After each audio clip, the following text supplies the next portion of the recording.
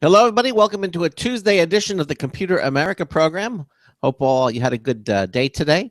And we have a terrific show for you tonight. In the second hour, Ben and I are going to do computer and technology news, brought to you by Slimware Utilities. 1 minute until showtime. The official optimization software of Computer America. In the first hour, we're going to talk to Dr. Michael Eads about sous vide cooking, the sous vide cooking technique.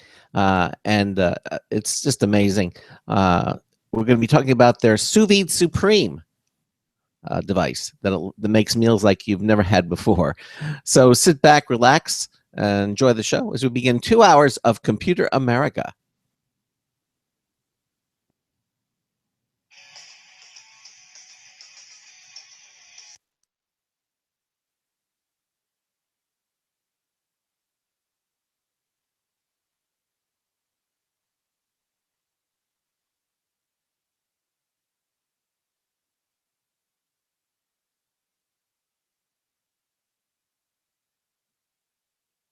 Your show will go live in 5 seconds. 4, 3, 2, 1.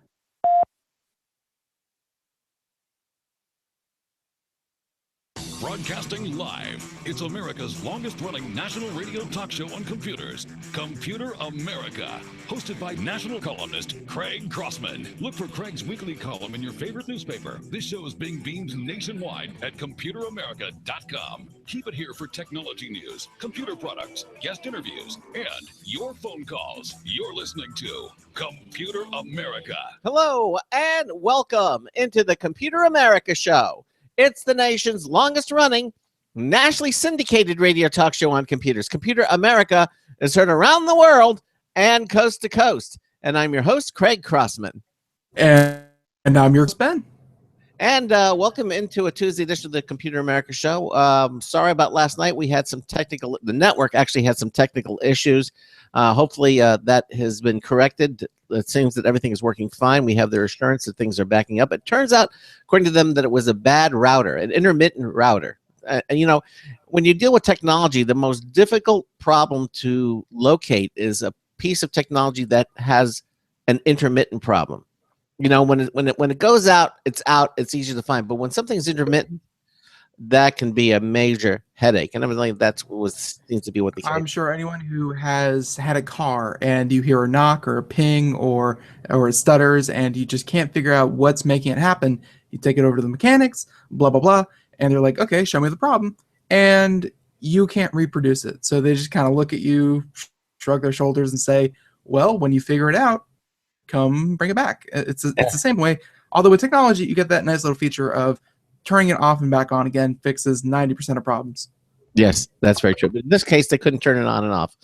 But they evidently did find out the problem, and as I said, everything seems to be working fine. So welcome here to tonight's show, and we got a great program I said planned for you. So now, if you have a comment or a question for our guest, we'd love to hear from you. So give us a call, 347-884-8881. That's 347-884-8881. I'll get you on and get you through. And if you're radio shy, you don't want to go in the air, just go to ComputerAmerica.com. In the upper right-hand corner of every page that we have there, it says Submit a Question. Just click on that. You'll see our question submission page. Put your name in, your question, hit the Submit button, and we will see it immediately, and we'll ask the guest your question. It's another way to interact with us. And the other way that you can interact with us, and we highly suggest that you do, is go to our show lounge, because when you click on that, it will automatically begin our live video streaming. That's right. We're a radio talk show, but we also have live video streaming available. We do it. And not only can you hear the show, you can also see the show. You can see myself. You can see Ben. Sometimes you can see the guest. Certainly any demonstrations or websites, Ben has the technology to display those in the background. So when you watch his video feed, you can actually see everything, which is really cool. And so it's just another way that you can interact with the Computer America show. So that's all the ways you can get in touch with us. And before we get started, Ben, I always like to ask anything you want to mention before we invite our guests on. Anything to mention? No, everything's been going well over here. Still waiting on a couple of products to come in. Always check out our Facebook and all that kind of stuff. We are now on SoundCloud, so although that's going to be post every show, I guess we should mention this on the air, that post every show we'll be uploading, or at least the show will be uploaded to SoundCloud. So if you are an avid SoundCloud user and find yourself, I know it's such a long walk, but going all the way over to our website or going all the way over to one of our networks, you can just go over to SoundCloud and look for Computer America. It'll be right there, easy to download, easy to listen to, and yeah, just one more way. If you're already in the SoundCloud environment, we just made that a little bit simpler. All right. Okay, so let's get to our guest this hour. Now, as I mentioned, we're going to talk about the technique of sous vide, of cooking, and evidently it's been, I had never heard of it before. My wife actually had heard of it, but I had not. But the sous vide technique has been the secret of great chefs worldwide for decades. Now we're going to be talking about the award-winning Sous Vide Supreme. Is an amazing all-in-one sous vide water oven. That's right, a water oven designed to bring the sous vide culinary technique into home kitchens and restaurants at affordable prices. At an affordable price, the sous vide technique involves cooking food in vacuum-sealed pouches, submerged in a water bath held at a precisely controlled temperature. Now, this foolproof method eliminates guesswork and lets anyone cook foods with incomparable taste and texture. Steak perfectly cooked edge to edge, vibrant vegetables, juicy, tender chicken breasts, and ribs with meat literally falling off the bone, all at the push of a button. Now we're going to be talking about the technology being used here tonight. Now, joining us in this hour is Dr. Michael Eads. Michael is the CEO and founder. Michael, welcome into Computer America. How are you? Hi, great. Glad to be here. And we're glad to have you. I had to say up front before we get started, we have a Sous Vide Supreme, and we have been cooking with it. Ben has been doing a lot of cooking with it, and I have to tell you, it's produced some amazing meals, really. And we're going to get into the technique and why this is different than conventional cooking. But I just wanted to. But I guess we have to be upfront and say we are fans. Yeah, we are definitely fans. So tell us a little bit. Good. Yeah. So tell us, what is sous vide cooking? Well, you pretty much summed it up in your summary. It's cooking at a precisely controlled temperature, and I mean controlled to the degree. In traditional cooking, you rely on timing because the temperature at which the food is cooked is so much hotter than what it's actually served. A steak, for example, a medium rare steak is 132, 133, 134 degrees, somewhere in that range, and you cook it on a 450 or 500 degree grill. So you've got to have your timing just right to get it off the grill at precisely the right time so that the temperature in the middle is 132, say. And so a lot of people don't have that precise timing because there's a lot of variability in steaks in terms of thickness and density and all these other things. And so it makes it really difficult to get it off just at the right time because it even continues to cook after you pull it off. With sous vide cooking, it takes all of that out of it because you cook it at precisely 132 degrees. And you do this by sealing it in a food-grade pouch and submerging it in a water bath that's held at 132 degrees. So as soon as the steak is cooked completely through, then it's ready to go. And it's perfectly medium rare, side to side. And that's that in essence is the sous vide cooking technique, is you cook it at the temperature at which you serve it. Well, you see, this is what was to be so non-intuitive. I mean, most of us understand that when you take something like a steak, for example, and you put it on a grill, it gets charred on the outside, and if you leave it on too long, it's gonna burn. You have to watch it's charred on the inside too. Charred on the inside too. So what I found to be completely different is that we took I would not say an inexpensive cut of meat, because that was the challenge to say, because you could take an inexpensive cut of meat and put it in there, and we let it sit in there for like 2 days, and I went, well, it's gonna be overcooked, it's gonna be totally done. But the idea is that when you set a temperature on the Sous Vide Supreme, you set a temperature, and then it could be there for 2 days, and it will never. And when I think 138 degrees, that's like medium rare. So it's always going to be kind of reddish pink, no matter how long you keep it in there. It's not going to get overdone. Time is not an element here with sous vide cooking as it is, let's say, with conventional cooking. Is that a safe? Correct? That seems to be the. That's that's correct, and you can't. It's impossible to overcook.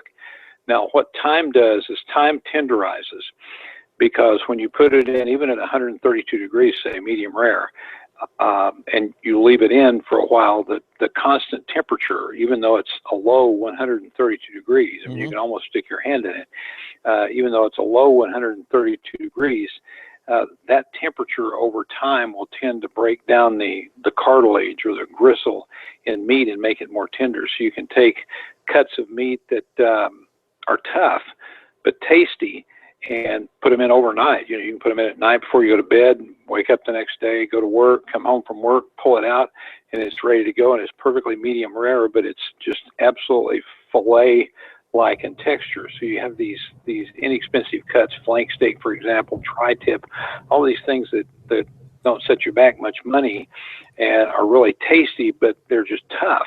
And so you can cook those great as sous vide and have them be nice and pink and cut with a fork practically. Whereas if you try to cook them the traditional way, in order to tenderize them, you have to cook them until they're way, way, way overdone. And if you try to cook them medium rare, then they're tough and chewy.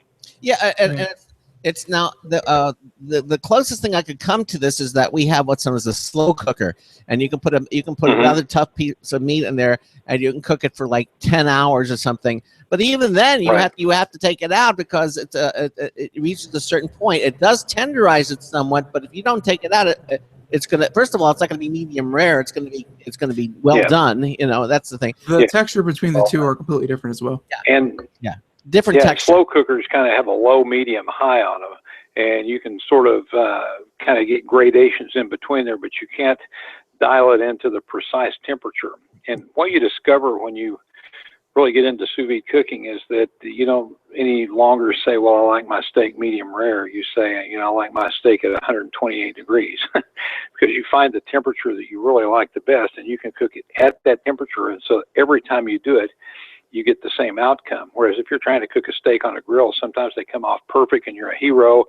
The next time they come off and they're bloody inside, and the next time they come off and they're too well done. And it's hard to hit it right every time. But with sous vide cooking, you can hit it right time and time and time again every time you do it. Yeah, it's foolproof. That was the thing that was amazing to me. I think we wanted sort of like medium rare, and I think the degree recommendation was 138 degrees, and so it was like pink. Yeah. And we cooked it for like 2 days or 2.5 days, and I said, and then we pulled it out, and you cut it, and it was that color. But not only that, the cut of meat that we use, which is normally a little chewy. I mean, we've had it before. We've used it in a slow cooker, and it tends to tenderize, but it's still chewy. This thing was like butter. I mean, it was amazingly tender. So the low heat actually breaks down the as you say, the cartilage, the things that make a cut of meat tough. The connective tissue, which is what makes a piece of tough meat tough. The connective tissue. And the other thing that sous vide cooking does is, if you take a steak, for example, if you take a 16-ounce steak and you throw it on a grill, on a 500-degree grill, and you cook it, and everybody's seen this happen, the steak shrinks. And that's because the steak, like us, is about 73% water. And so when you put it on the hot grill, you have a lot of evaporation. And when the water evaporates from the heat, the steak shrinks. And so you start out with a 16-ounce steak, and you end up with probably a 12-ounce steak. You get somewhere between 25 and 30% shrinkage when you cook traditionally, because of the evaporation. Because that, and the water makes it, that helps it keep it tender. And when you cook it sous vide, you get zero shrinkage. So you put a 16-ounce steak in, and you take a 16-ounce steak out. Yeah, anybody's gone to a steakhouse. If you look at the menu, it says 16-ounce steak, and then lower in the little asterisk, and you read at the bottom, it says pre-cooked weight, because I've seen that time that's the pre-cooked weight, because they know when they put it on the grill, it's going to, as you say, it's going to lose weight, and it's going to shrink down. Whereas with the sous vide method of cooking, that doesn't actually happen. Now, is that Right. because The water has no place to go, so it stays in the food, and that makes the food more juicy, and that also helps with the tenderness. right? And I'm going to go into the process of how this actually works. This I guess the technology. But yeah, and I think one thing that we should probably get ahead of out there was actually Craig had the beginning wrong, because I had actually heard of sous vide, and I showed it to my mom, I showed it to Craig, and because there's actually, and I'm sure this isn't going to come up later on, so I might as well just say it now. There's actually a very lively online presence of people who love cooking using sous vide, and a lot of people use the sous vide supreme. So like it's even like there are even step-by-step directions to make specific dishes and specific cuts of meat, all using the sous vide supreme. So if you're looking for resources, sous vide has one of the best online communities I've ever seen. But going through all the online stuff, I was intrigued, but the first time I showed it to my dear mother, she was concerned when I cooked her chicken for the first time using it, because when you set the temperature to 146 and they're used to cooking it traditionally the whole time, they're like, that chicken is going to be raw. You're cooking it at 146 degrees for 1 hour. That is going to kill you, Ben. Why are you trying to poison yourself? And that's not the case. No, it's not. And I bet the chicken was good too. Probably a chicken breast that you cooked. Yeah. Chicken breast, that's a great demo meat, a boneless, skinless chicken breast, because it's almost impossible to cook any way other than sous vide and have it turn out halfway decent. It's always dry. It's always, tough and stringy, and you cook it sous vide and it's indescribably good. But no, all the tables have been worked out on that. You got to be careful and use good technique when you're handling the chicken, and make sure it's clean and all that when it goes in the bag. But you shouldn't you shouldn't have any problem with that. I mean, an hour at 146 degrees is going to kill a lot of stuff. Well, that's what was the next question, is how safe is it? I mean, because now you hear things like cooking pork, the trichinosis. That's one of the reasons why in the Old Testament, that you weren't supposed to eat pork, because what was happening is people were getting trichinosis from them dying, and so that pork is one of my favorite, because you can actually cook pork to a lower degree and it comes out pink, and it's much more juicy, tender, and tastes just better. But people see it for the first time, like, that pork's not cooked. I know. Which is not true. Know. That's I have a terrible time when I go to a restaurant, because I love pork too, and I tell them, look, cook it medium rare. I won't send it back. I'm going to send it back if it's overcooked. I want it medium rare. I want it pink on the inside. I want it where it looks kind of raw. Yeah. Just do it for me. And I'm going to send it back if it's overcooked, but if it's pink, I love it. And there's really been no trichinosis in the domestic pork population for probably 40 or 50 years. But even cooking at a low temperature for a long period of time will kill trichinosis, so you don't have to worry about that. So, pork that's cooked properly, that's, juicy and pink, is a completely different cut of meat than the typical pork that people are used to, that's sort of white and tough. It's amazing how delicious it is. Well, in fact, that's what kicked this whole thing off in a way. We were going to a medical meeting in Las Vegas, and we drove over there, and and I hate that place anyway. And we were staying in a hotel, and we got, and I saw, a bone-in pork chop on the room service menu. We got in late at night, and usually I wouldn't even think about doing something like that, but I don't know, for whatever reason, it just struck my fancy. So I ordered the pork chop, and it came, and it was absolutely beautiful. It was a big, thick pork chop. It was pink all the way through, had a little sear on the outside edge, and was absolutely mouth-wateringly delicious. And I scarfed that down, and I gave my wife a bite and had to fight her for the rest of it. I mean, it was really good. And so the next day, I went down to the kitchen, and when we went out for breakfast, I said, hey, I ordered this room service pork chop. How did you guys cook that like that? And they said, oh, we used sous vide. And I said, and I'd already heard about sous vide before, but I didn't know really that much about it. I was a little bit familiar with the technique. but not completely. And so they said that, that it was cooked that way. And I thought, man, if it does that, I want to learn more about this. So we went back home and I did a little bit of research on it, and I saw some guy online had a way that you could rig one of these things up and kind of do it yourself model. Mm-hmm. And you had to put spacers between the burner and the pan, and you filled up a pot full of water, and you got a kind of a baggy thing and put your meat in it, and tried to seal it up and sucked all the air out of it with a straw and put it in, and then had a candy thermometer in there. I mean, it was a real Rube Goldberg apparatus, but we cooked some stuff in it and thought, man, this is great. We got to get one of these. And so, fool that I was, I just assumed they were readily available. And so I started looking online at KitchenAid and Cuisinart and all the places you go to buy appliances, and nothing. And all I could find when I searched online were these commercial units that cost thousands of dollars. And then I started reading more and more about it, and people finally became clear to me that there wasn't a unit for the home. And I thought, hey, here's an opportunity. And before I went to medical school years ago, I was an engineer, so I was somewhat familiar with engineering techniques. And so I hired a consultant, and the next thing I know, we were off and running. And we came up with the first ever sous vide unit for the home cook. Wow. Yeah, really started out with a pork chop. Right.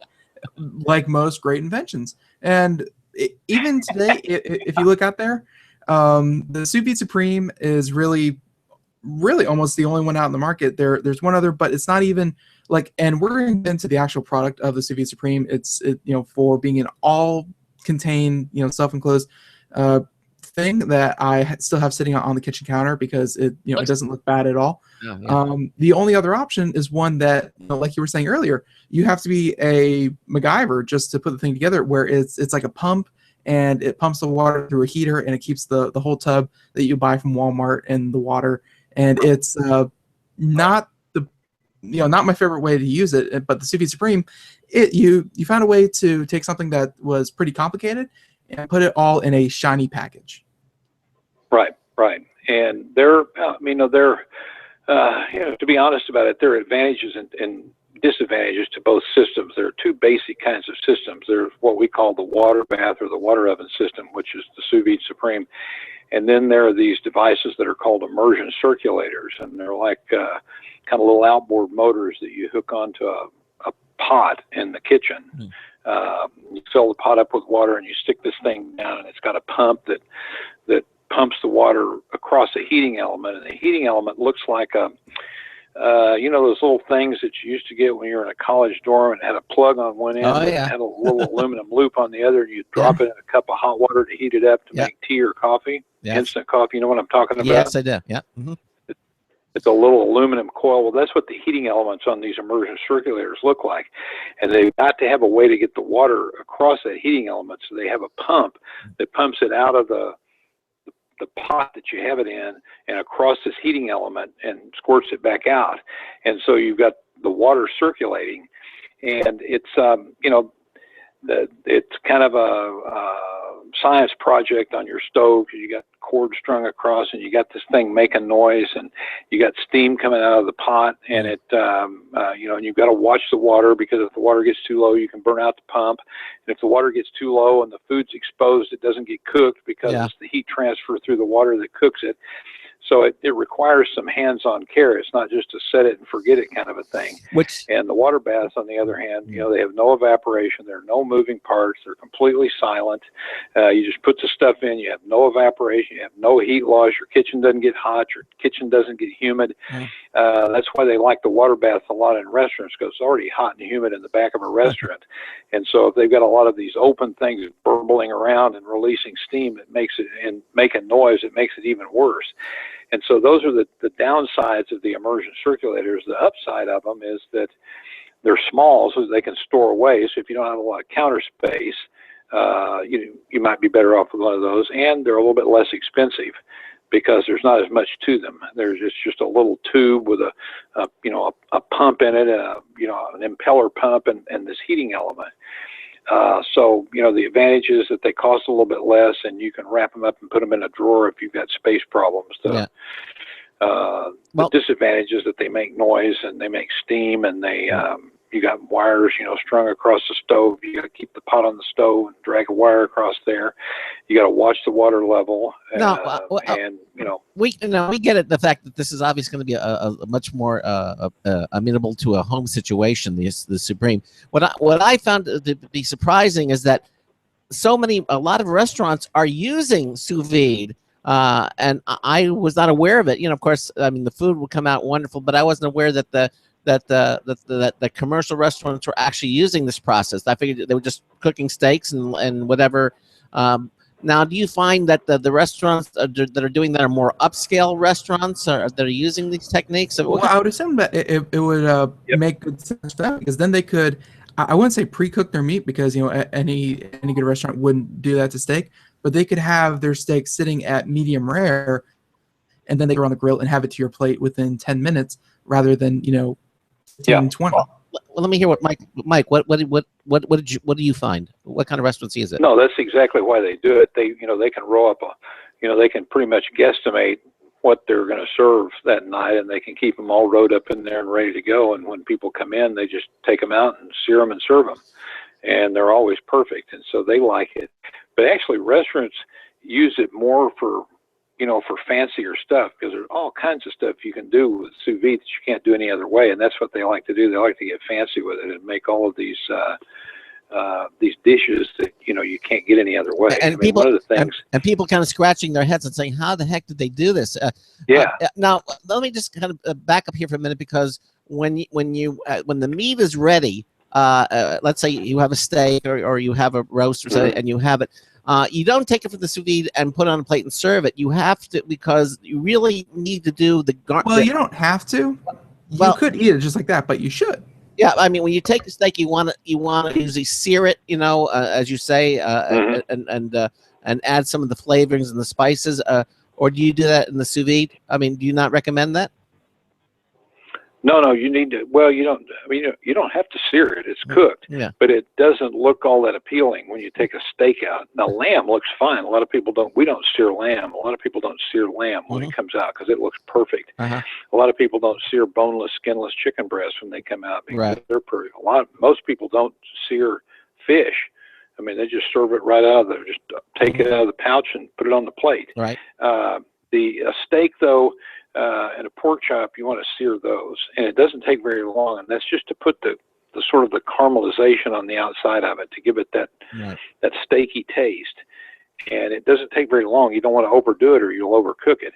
Right. And there are a couple of ways to do it. You can put it under the broiler for just a little bit. The way we do it, and the way a lot of people do it in restaurants, is they get an extremely hot skillet. You just put a skillet on the stove as high as you can get the stove, and leave it on there for 7 or 8 minutes until it is just as hot as it's going to get. You don't have to put any oil in it or anything in it. And then take the steak right out of the pouch, put it on there on one side, and it'll make, all kinds of noise, and sear it, flip it over, hit the other side, grab it with some tongs, just kind of hit it around, turn it so you can get the edges a little bit seared, and in a minute, it's ready to go. Or put a little butter in it, and then with the steak, and just sear it with a little butter. Yeah, you can do that too. Yeah, exactly. Yeah, you can do that too, or you can actually put the butter in the pouch with it. Well, yeah, one of the things you got. So I was going to say, you can also put spices and seasoning in the pouch, and we're talking about the pouch, and we really need to explain what that is. And we're coming close to the bottom of the hour, but when you actually, when you take a steak, you don't drop it just in the water. You have to actually put it. You have to. That would be boiled meat. Yeah. But and you're not boiling the meat, because you put it into a plastic pouch, and then you evacuate all of the air, right? You make so it makes like a seal. Right. Okay. Can you describe that process to us? We only have about a minute, but go ahead and start telling us the process. No, you take it in a food grade pouch, and it's important that you use a food grade pouch, because these are going to be heated. You put whatever it is you're cooking in there. You put it in a little vacuum sealer, and which is just a little device that we make them. We make one specially because there's some problems with sous vide that is kind of designed for that. But a lot of people make vacuum sealers, and you just put it in a little vacuum sealer, suck all the air out of it, so that the plastic comes down around the meat, so that you've got the meat, all sides of it, or whatever you're cooking, it mean meat, vegetables, whatever, so that the water comes in contact closely with the meat, and there are no air bubbles in there. And then you throw it in, and that's what you cook it in. All right, so the process of taking the air out, it's almost like a vacuum. That's part of the cooking process. You don't want it exposed to air, because if you expose the air, then you're kind of boiling it. That's what you're doing. Or the backflow, so it doesn't cook evenly. You've got air in there. Heat doesn't transfer through air as well as it does water. And so you want the bag close down on the whatever you're cooking, so that it comes essentially in contact with water. The only thing between it and the water is this little fraction of a millimeter of material. Okay. And so it's in essence cooking in water, but the water doesn't touch the meat. All right. And you even start the cooking process with the vacuuming process, because if you do put spices in there, it sort of actually drives those into whatever it is you're cooking. All right. Michael, we're going to take a little break. We're at the bottom of the hour, and then we're going to continue on with this. You're listening to the Computer America Show. Ben and I are interviewing Dr. Michael Eads. He is the CEO and founder of this SousVide Corporation. They make SousVide Supreme, and we're going to continue on with them right after these commercial messages. We got a news test polls review from Marty Winston. That's all coming up here on Computer America. We'll be right back. Sometimes disaster strikes. Data can be lost due to many different reasons: accidental reformatting, power spikes, virus attacks. Zero Assumption Recovery provides a suite of highly effective and thorough data recovery software for Windows operating systems. ZA is suitable for home users and small businesses who need a powerful data recovery solution for Windows and Linux file systems. Go to z-a-recovery.com. Sometimes disaster strikes. Data can be lost due to many different reasons: accidental reformatting, power spikes, virus attacks. Zero Assumption Recovery provides a suite of highly effective and thorough data recovery software for Windows operating systems. ZA is suitable for home users and small businesses who need a powerful data recovery solution for Windows and Linux file systems. Go to z-a-recovery.com.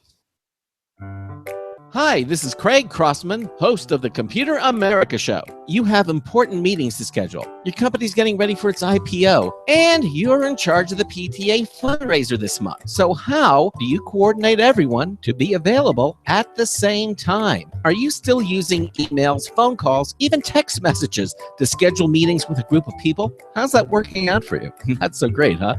It's a fact that every day, millions of people suffer from scheduling headaches. Well, with Doodle, scheduling meetings with a group of people is quick and easy. With Doodle, you can easily propose available times to each member. Each one checks off the times that they are available, and then you simply pick the time that works best for the group, all in an easy-to-read display that integrates with your existing calendar. Nothing could be more simple. Give Doodle a try for free, and like millions of Doodle users, you'll truly see how easy it is to find the perfect date and time for all your meetings. That's www.doodle.com.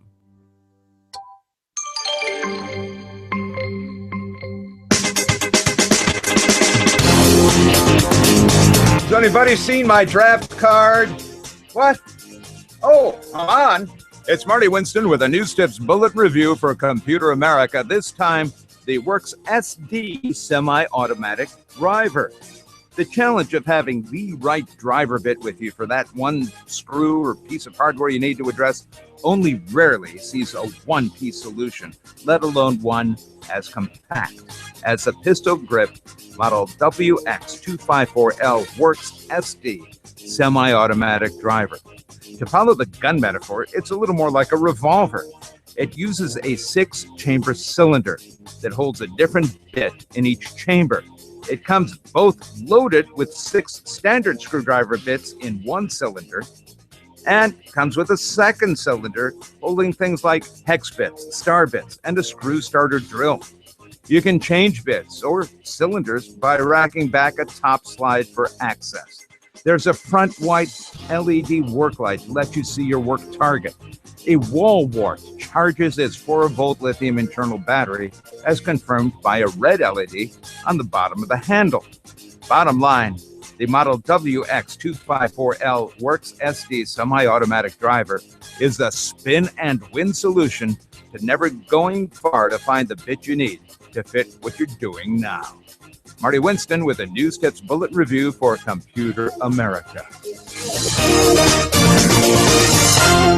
Welcome back to the Computer America Show. 33 minutes past the hour. We have SousVide Supreme here, and Dr. Michael Eads is here with us all this hour to discuss. I guess in the first half hour we kind of covered just what sous videing is, what you can do it with, that kind of thing, and we left off right before the break talking about why you should vacuum seal it. And yes, the SousVide Supreme, you do offer a line of vacuum sealers, which I recommend reading the instructions. But after you do, long story, but after you do, works wonderfully. So and that's very easy to use. Definitely recommend that. But I feel like that's kind of beating around the bush because we've talked for about half an hour. And so far, we haven't even talked about the actual unit that is the SousVide Supreme. Mm-hmm. So I guess give us an overview, if you would, Michael, of the unit, what it looks like, and just, I guess, the basic controls, because I've been using it and not complicated. I'll be honest with you. Very easy. Okay, well, we've got two basic units. We've got the SousVide Supreme, which is sort of the flagship model, and it's a big stainless steel box that sits on the counter that looks pretty nice. It's got a stainless steel top on it, and and then we've got a smaller model called the SousVide Supreme Demi, which holds 9 liters of water. The main one holds a little over 11 liters of water, and and they're just basically a basin that you fill with water, and you set on the control panel, you set the temperature that you want to cook the food at. It's really easy to do. Turn it on, it brings the water up to temperature. You can put the food in as the water's coming up to temperature. It's got a timer on it if you want it to let you know. Let's say you want to make sure it cooks X amount of time. It'll let you know when it's cooked that amount of time. And that's pretty much it. It's completely silent, and it has a lid that seals pretty nicely so you don't get any evaporation. It's well insulated so it doesn't throw off any heat. Once it heats up, it uses about as much power as a 60-watt bulb to maintain the temperature. It's got a computer chip in it, and it uses PID technology to maintain the temperature at precisely within a half degree around the degree that it's set, which is important. And PID technology differs from a thermostat, which is what you get in a slow cooker. And a thermostat, you set it at a certain temperature, let's say 130. For example, if you could set it at 130, the heating element stays on until the water would get to 130, then it would click the heating element off, but the heating element's still hot, so the temperature would shoot past the 130 to maybe 135, 136, 137, and then it would start coming back down. Then it would hit 132, the heating element would come on, but the water would continue to get colder down to maybe 125, and then it would start coming back up as the heating element heated it up, cut off at 132, then it would overshoot above, and so you have this sort of sinusoidal curve around your 132 degree temperature. PID technology is actually an algorithm that lets the software know when it's approaching 132, so it starts to go with smaller and smaller bursts of heat, so that once the temperature gets it to 132, it stays right there with very little variation around that line, and it will stay there for days on end. And that's important with the sous vide technique, because the sine wave obviously is not conducive to what you need to do with sous vide. So you had to come up with a whole different technique. You had to come up with a different technique, right. So you would get something that would maintain the temperature constantly, and that's not an easy thing to do. And I guess that's why. Right? No. Yeah.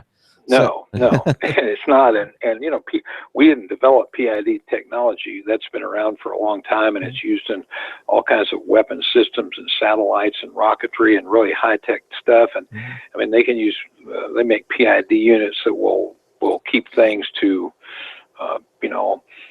temperature that's got 4 or 5 zeros in front of it. I mean, that precise, but it also costs $1 million, and so You we really don't have need it to be that accurate. you'd People really- don't, people don't write recipes in fractions of a degree. You'd really have to love sous vide for that. Exactly. Yeah, exactly. But anyway, it's got to have that technology because your food is going to cook at whatever the highest temperature is. And so if you set it at 132 and you use a thermostat and it goes at 136, and you're cooking it at 136 basically. Yeah. And as you discover in sous vide cooking, 1 degree makes a massive difference. Yes, in a it lot does. Of things. Yes, it does.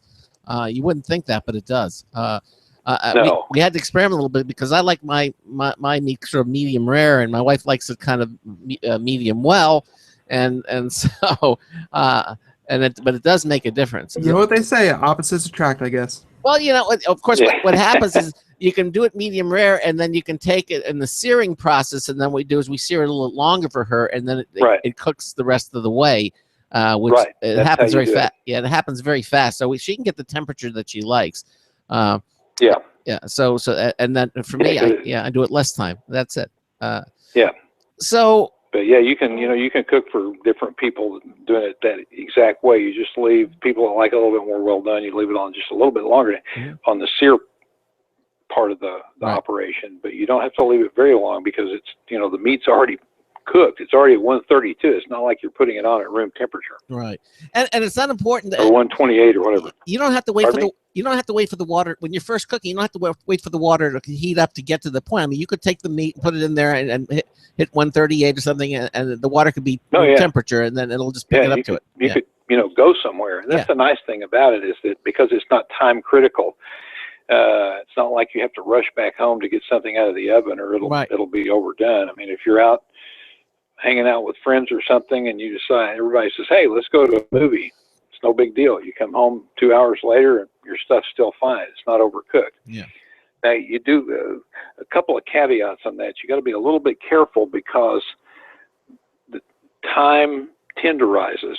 So if you've got a really tender cut of meat, let's say you have a ribeye steak, you don't want to leave that in there forever because then they get so tender that they're mushy. Yeah. They're still medium rare, but they're kind of mushy, and to me, it's an unpleasant mouthfeel. So you got to be careful with that. Now, a tri-tip or something like that, I mean, you can leave that in for a day, for 24 hours. Yeah. You can leave ribs in for 2 days, and they're great.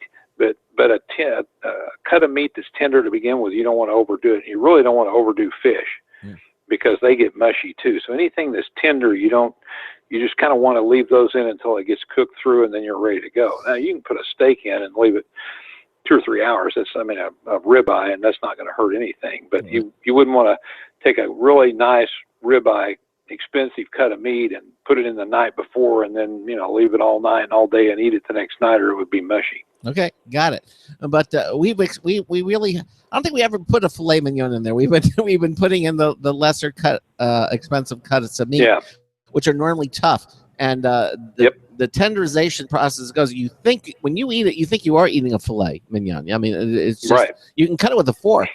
But the cooking me is like, man, if this thing could do this to chuck roast, imagine what it could do to filet mignon or something else. But you have to be careful, as he says, because with those, because they're already tender. So you could certainly cook it, but you can't leave it as well. Like I said earlier, the online community around sous videing and just this whole cooking method, there are people who have done the test. There are people who have done who have ruined the hundreds of dollars of meat that you would. Just look it up online, and there you can cook almost anything in this thing. Now, let me ask you this, Michael. You said you had to put this in a plastic pouch. Are there any issues of cooking in plastic? I mean, is it safe? I mean, anything issues we should be made aware of? No, not as long as you get food grade plastic pouches. So, I mean, our pouches, for example, are food grade, and there are other food grade pouches out there. But ours, for example, we test those. We put water in them, seal them up and put water in them, and we put alcohol in them, and we put olive oil in them for the testing process. I mean, we don't do this; a lab does. And then they cook those things at boiling for about 4 hours, and then they take open them up and take the contents out and test to see if anything's leached into it. And you know, there's essentially nothing that leaches into it. And that's at boiling. And when you cook sous vide, you know, you're cooking at a way lower temperature than boiling, so you really don't have to worry about anything if you've got food grade pouches. If you just go to the store and buy, you know, zip seal bags, all bets are off. And you got to be careful with those because they're not designed for the heat, and sometimes they can break open. And like I say, ours are all tested. They're all food grade, but we're not the only people out there that make food grade pouches. But just make sure if you're going to cook sous vide that you get food grade pouches. Okay, so you really shouldn't go get a Ziploc bag or something, or the freezer bags or something. You want to get something that's no, because they're not designed for this, and you can really have a mess. Because if you get something in there and the bag breaks, you know, you've ruined whatever it is you're cooking, and then you got to, you know, clean the inside of the machine, which is not bad because it's stainless steel and it just kind of wipes out, but it's still kind of a pain in the rear to have to do it. And, you know, you got to dump all the water out and then clean it out. And you never reach, and you don't have to worry about that. And you never reach temperatures, you just say that's going to, you know, melt the bag or something. You're not talking about excessive heat. You wait. No. This is all, you know, low temperature cooking. I mean, fish, sometimes you cook fish 110, 112 degrees. I mean, that's like sitting in a hot tub. Yeah. But it's it's all low temperature cooking. But it's amazing that food actually cooks at these low temperatures. You know, it does. It doesn't get hot. I mean, you can take your finger and put it in the water. You know, and it's not that hot. But the food itself is the same temperature it gets as if you put it on a grill. Yeah. Because a steak is 132 in the middle. If you cook it medium rare on a grill, it's going to be hotter than that on the outside, but in the middle it's 132. Right. And so it's if you pull it off at the right time. And so it's food does cook at that low temperature. Now the food that you cook at a higher temperature are vegetables. Any kind of plant stuff you want to put those in at a higher temperature, about closer to 180, because it takes that temperature to break down the cellulose so that they're not crunchy, so that they're softened. So can you cook just about anything in this? I mean, are there? That's one thing I want to say was that, you know, when we first received this unit, really the first thing I cooked in this thing were apples. Like I cooked apples, you know, with cinnamon sugar, all that kind of butter, all that kind of good stuff. Right. And then I did beets and carrots. Like, you can cook vegetables and fruits in this thing. Like, we've been talking about meat all night long, and the meat is fantastic, but I don't want, you know, people say, oh, well, I don't eat meat, so I don't need this thing. The beets that come out of this thing were amazing.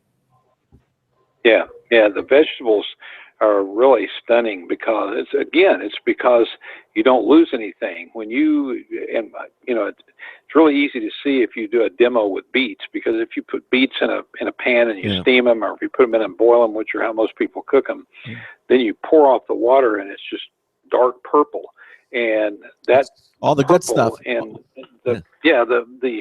the colored stuff in fruits and vegetables is where all the nutrients are. That's where all the phytonutrients are.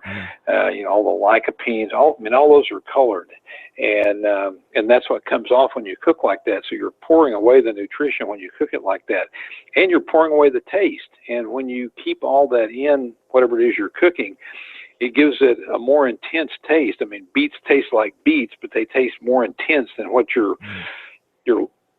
then you think of beets as tasting. And if you like the beet taste, you'll really like it. If you don't like beets, you probably won't like them as much because they're beety.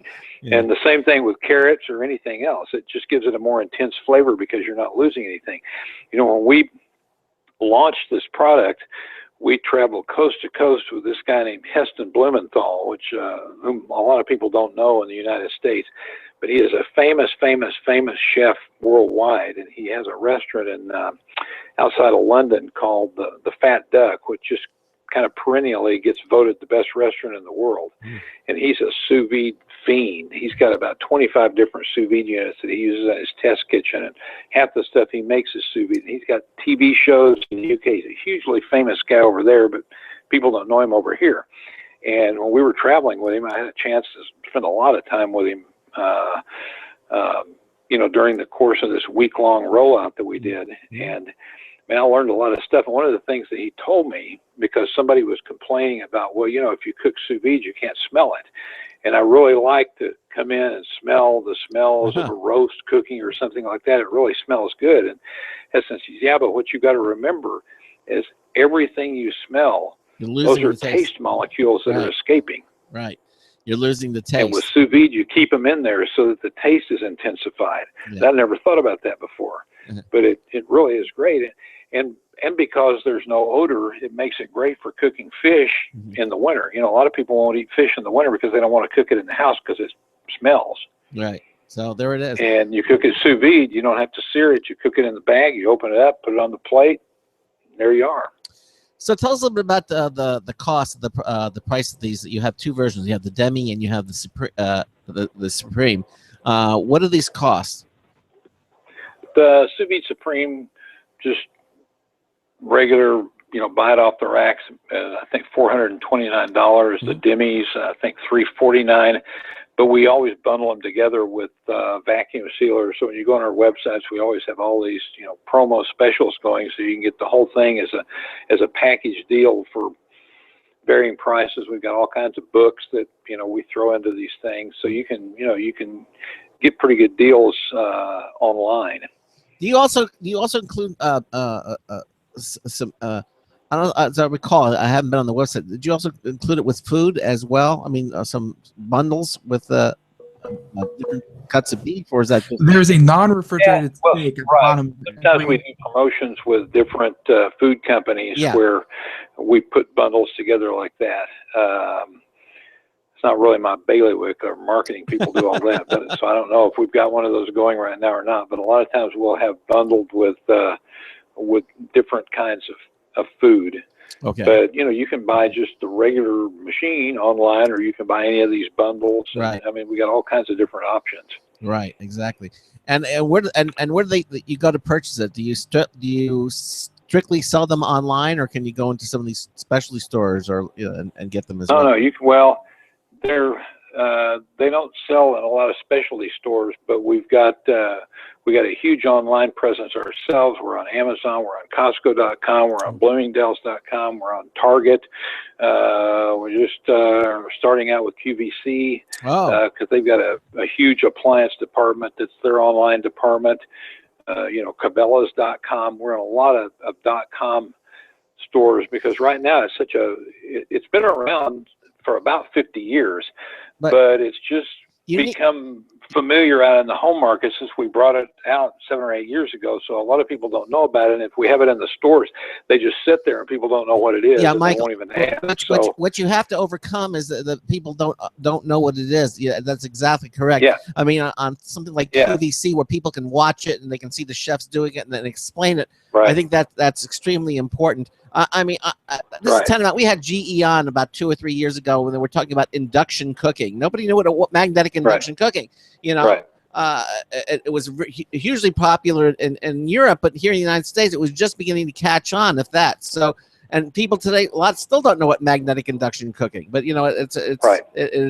it's amazingly fast, and it's cooking with magic. Yeah, right. Because the top doesn't really get hot, So it cooks. Yeah.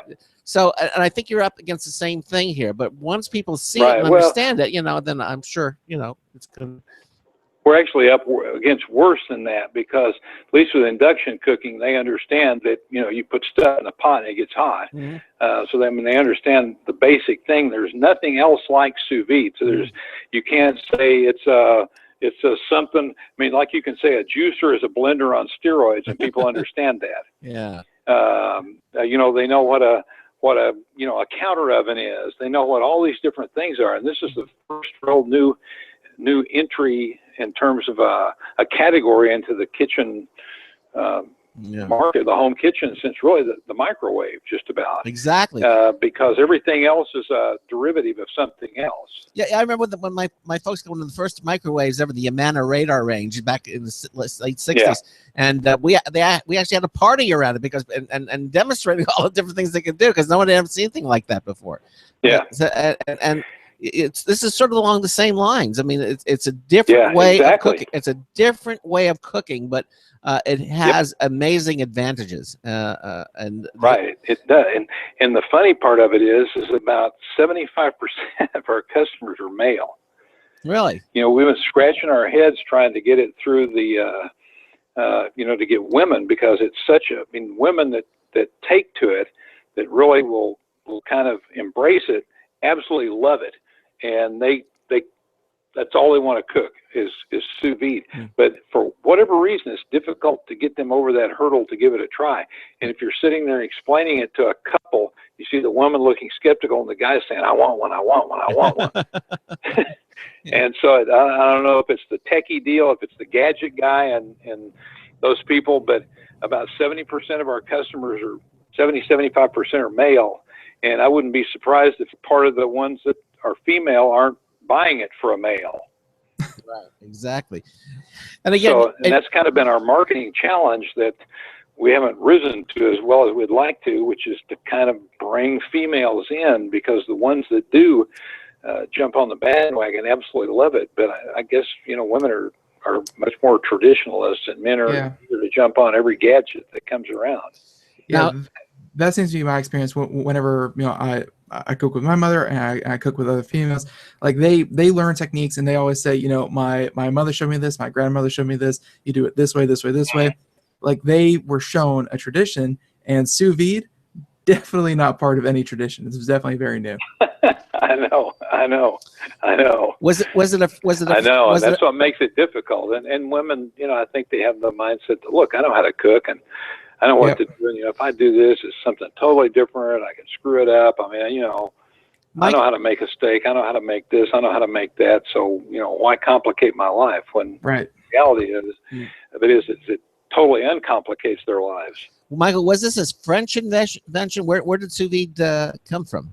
Yeah, it was developed by a French chef back in about 40 or 50 years ago, and it was developed to cook foie gras.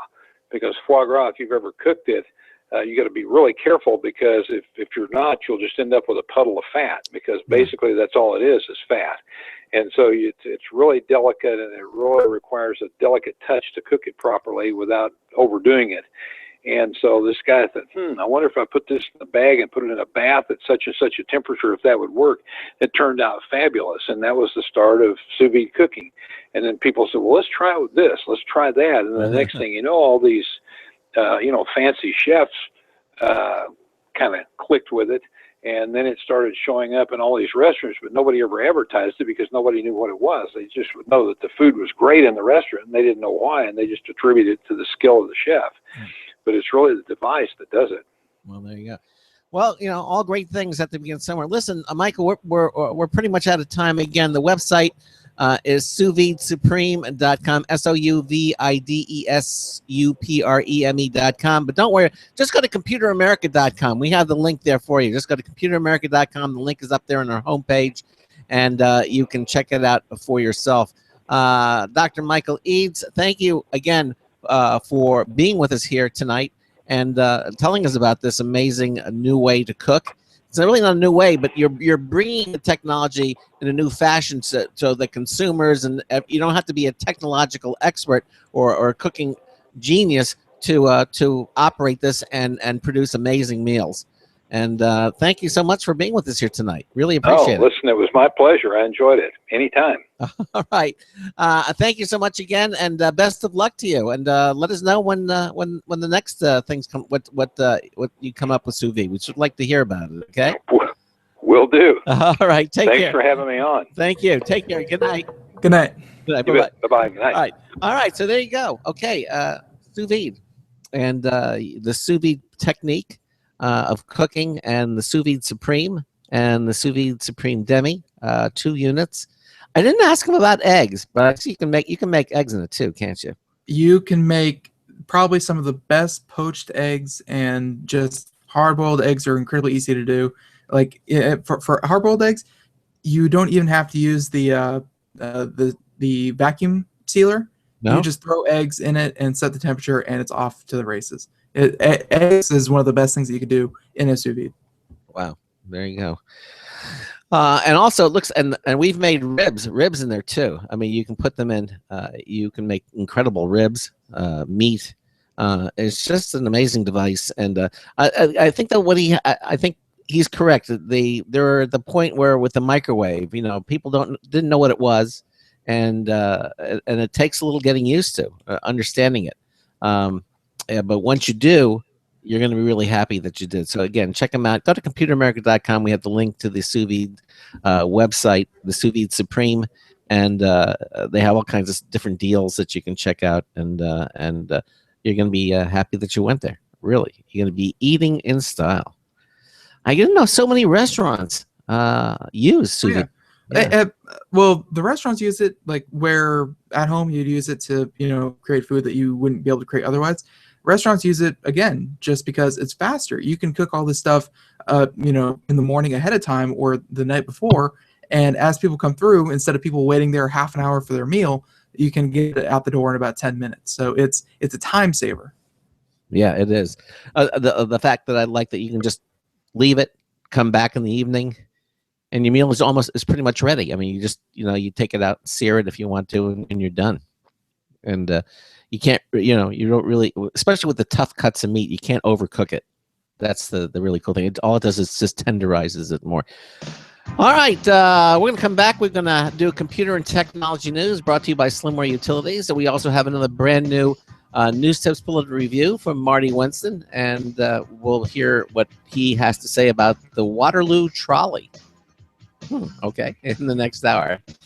In the meantime, we're just going to take a quick break. And then Ben and I will be right back. You're listening to the Computer America Show. We will be right back. Stay with us. Broadcasting live, it's the only national radio talk show on computers to air every weeknight. Computer America, hosted by national columnist Craig Crossman. The first hour's behind us, but there's still more of tech news, tech talk, and your phone calls. We're being beamed nationwide at computeramerica.com. You got computer problems? Bring them on. You're listening to Computer America. Computers run the world, and we run computers. Call us or send us an email to live@computeramerica.com. Hello and welcome into hour 2 of the nation's longest running, nationally syndicated radio talk show on computers. This is the Computer America Show, and I'm your host, Craig Crossman. And I'm your co-host, Ben. And again, we just had Dr. Michael Eads talking about the SousVide Supreme. If you missed that, you certainly can listen to it again. We archive all of our shows at computeramerica.com. We have all the links, Apple's iTunes, the Blog Talk Radio that archives it. And now I understand we have SoundCloud. We're on SoundCloud. They're going to carry the show as well. All that is available at computeramerica.com. Just go to our archives page, and all the links that you need to have are there waiting for you. So you can listen to them at your own leisure. Okay.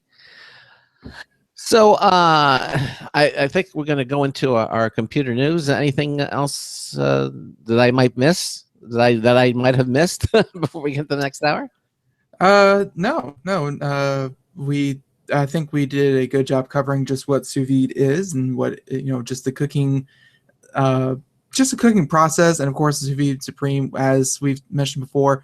We've actually used one. We've had one, and we highly recommend it because it is just an awesome cooking device.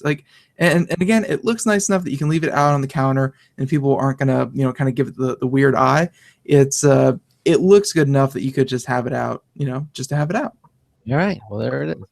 All right, well, let's do some news, because we got some really interesting stories to talk about tonight. All right.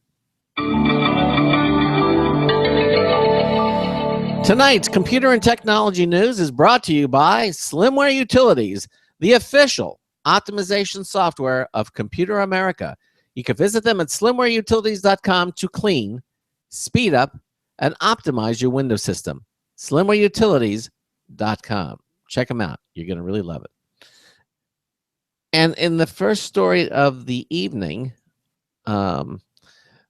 this is actually an interesting one.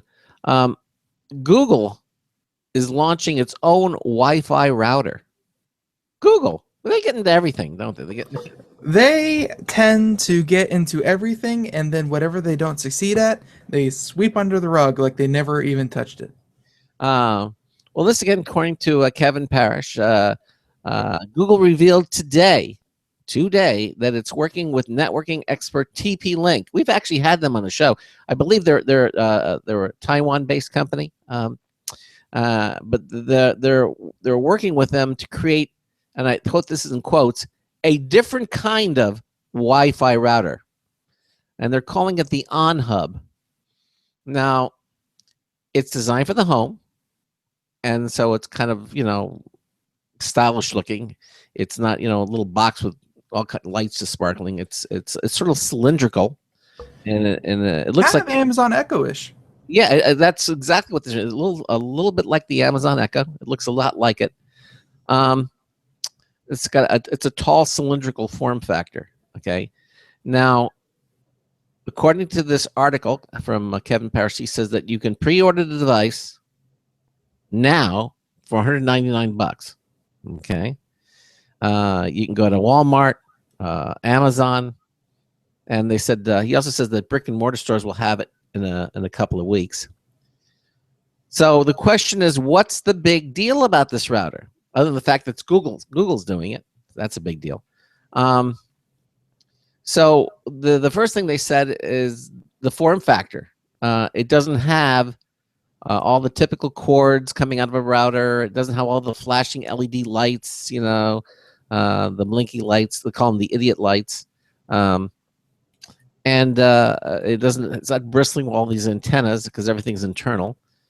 So it's visually appealing, and you could display this out in the open, if you wanted to. Now during the setup, the On Hub, that's the name of the router again, it searches the airwaves and selects the best channel for a fast connection. Okay, so it does that. A lot of the processes are done automatically.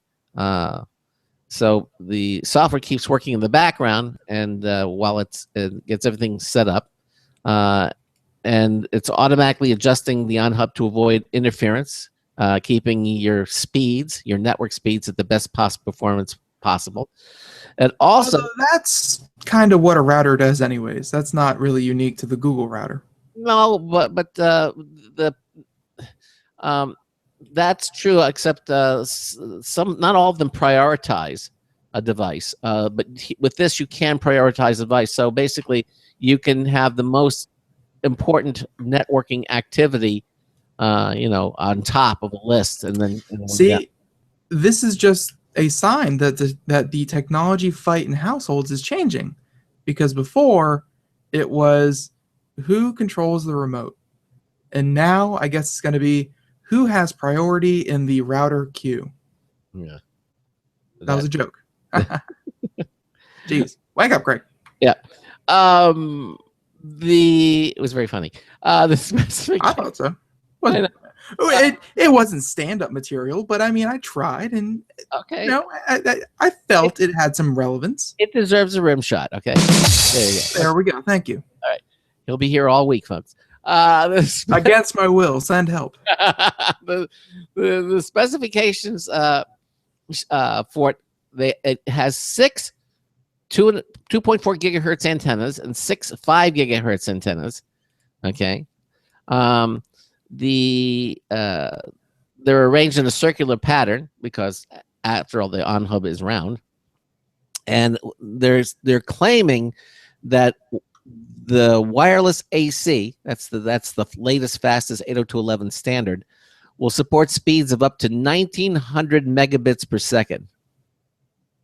That means the 5 gigahertz band provides speeds of up to 1300 megabits, and 2.4 gigahertz band up to 600 megabits. So combined, you get the 1900, okay, which is the best coverage you can get for now.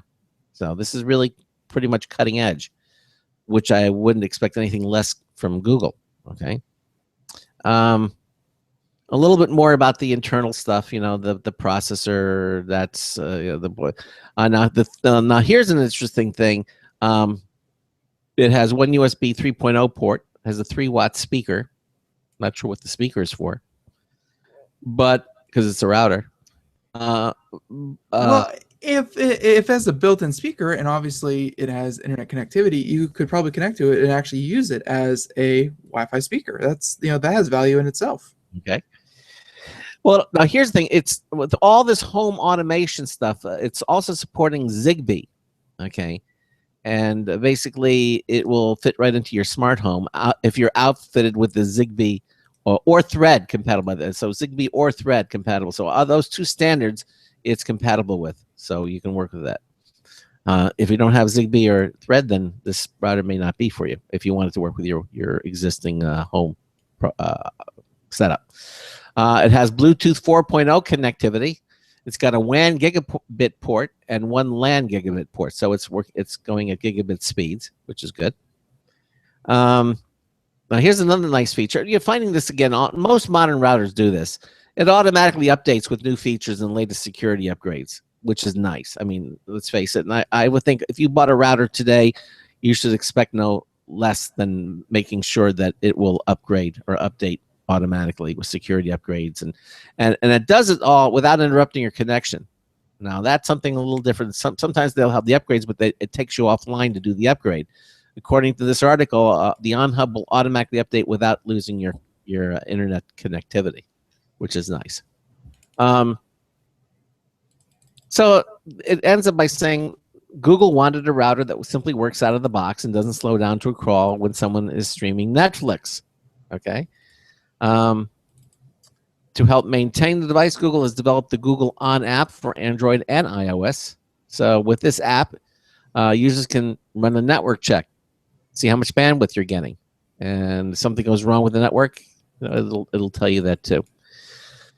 So they're saying that today's announcement, Google's working with ASUS to create another On Hub, which will be revealed later this year, and this product should be available soon. It's not out yet, but you can order it in advance again for $199. After you do that, I'm sure that the price will go up. These things typically do when they finally get released, by maybe as much as $50 to $70 more than the introductory price. But there it is. Google's launching its own Wi-Fi router, and you heard it here on Computer America. Not as interesting as you made it out to be. But at the same time, this was found on quite a number of sites, so it's worth mentioning because everyone else mentioned it. And Google getting their hands into another market is always Google can prove to be quite disruptive.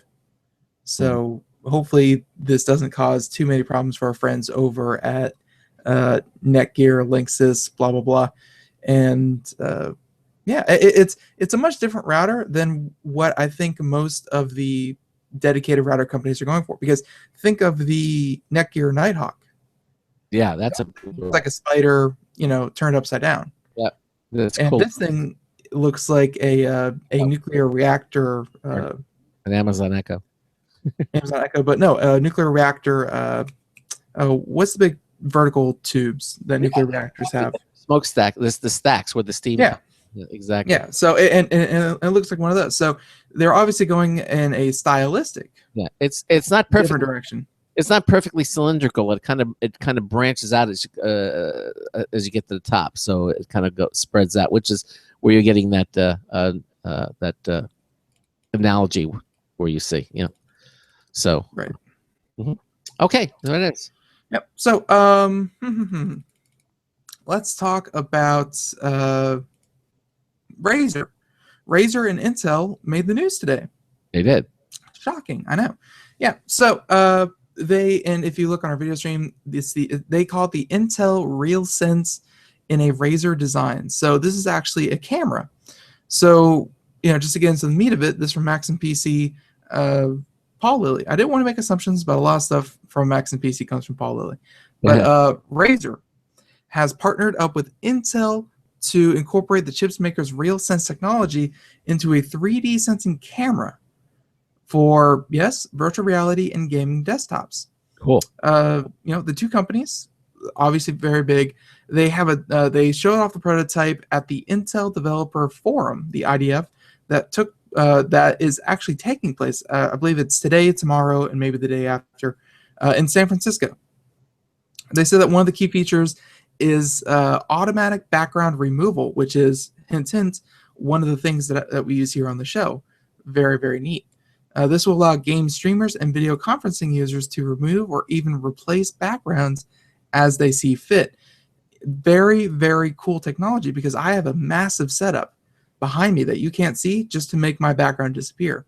And if this 3D Sense camera can do it all by itself without green screen or anything like that, that is a huge feature.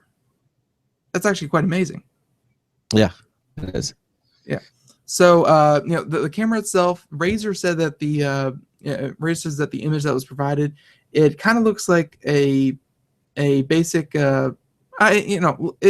it's actually much better than a webcam, because a webcam, it's this little round thing and it has one camera lens on it, and that's pretty much it. It's a webcam. That's how most webcams are set up. This one actually has 3 different lenses. I'm sure the 3 different lenses help to create the 3D sensing effect, and it looks like it has either 2 dialing or even 2 speakers on the side, although I would assume it's just for stylizing. But yeah, this camera actually has 3 lenses to help do what it does. They said that and this was of course designed by Razer, not by Intel. No offense Intel, but Razer, for being a gaming company and knowing what gamers like, they like a lot of black. They like it to look very sleek, very clean, and a little bit industrial. And they have delivered on that. It looks very, very cool. So the details on this thing aren't really out yet. They've just had the press release and the demo conference and that kind of thing. But what they do know is that it will be able to track users' movements in game, both when they're sitting in front of a desktop or wearing a VR helmet. So they're saying that if it works well, it would open up a whole new world of gaming possibilities. Think a boxing simulator, or something other where you put on a virtual reality helmet, and then to sense your movements. There have been a couple of different ideas about controllers that you hold in your hands. There have been ideas about putting on gloves that would sense your movements and things like that. But with something like this RealSense, you would just put it somewhere in front of you, think it Kinect, but it would probably be much, much more accurate, because it's 7-8 years past the Kinect, and technology has indeed improved. So if this thing promises what it does, headset on your head, RealSense camera in front of you, and all of your motion is tracked and ready to work in virtual reality. So this is very cool. Hopefully it'll be out, and they said as per a release date coming soon. So who knows what that means. But if they can get this thing out in time for, I believe Razer has their virtual reality headset coming out, and yes, the virtual reality headsets should be coming out by this holiday season, if not next year. And if they can get this out there in time, then that will be a very nice compatible device to go alongside the virtual reality headset. So a little bit different, because I wasn't expecting Razer and Intel to team up. Razer, again, they make computers and they use Intel products, but they're mainly their big business isn't so much because they have like the Razer Blade, which is a very sleek looking laptop, and they have a couple of Razer pre-made computers, but their main focus is peripherals. So I guess you would count this as a peripheral, and it's exciting to see these 2 companies team up. They're both very reputable in the gaming sector. Absolutely.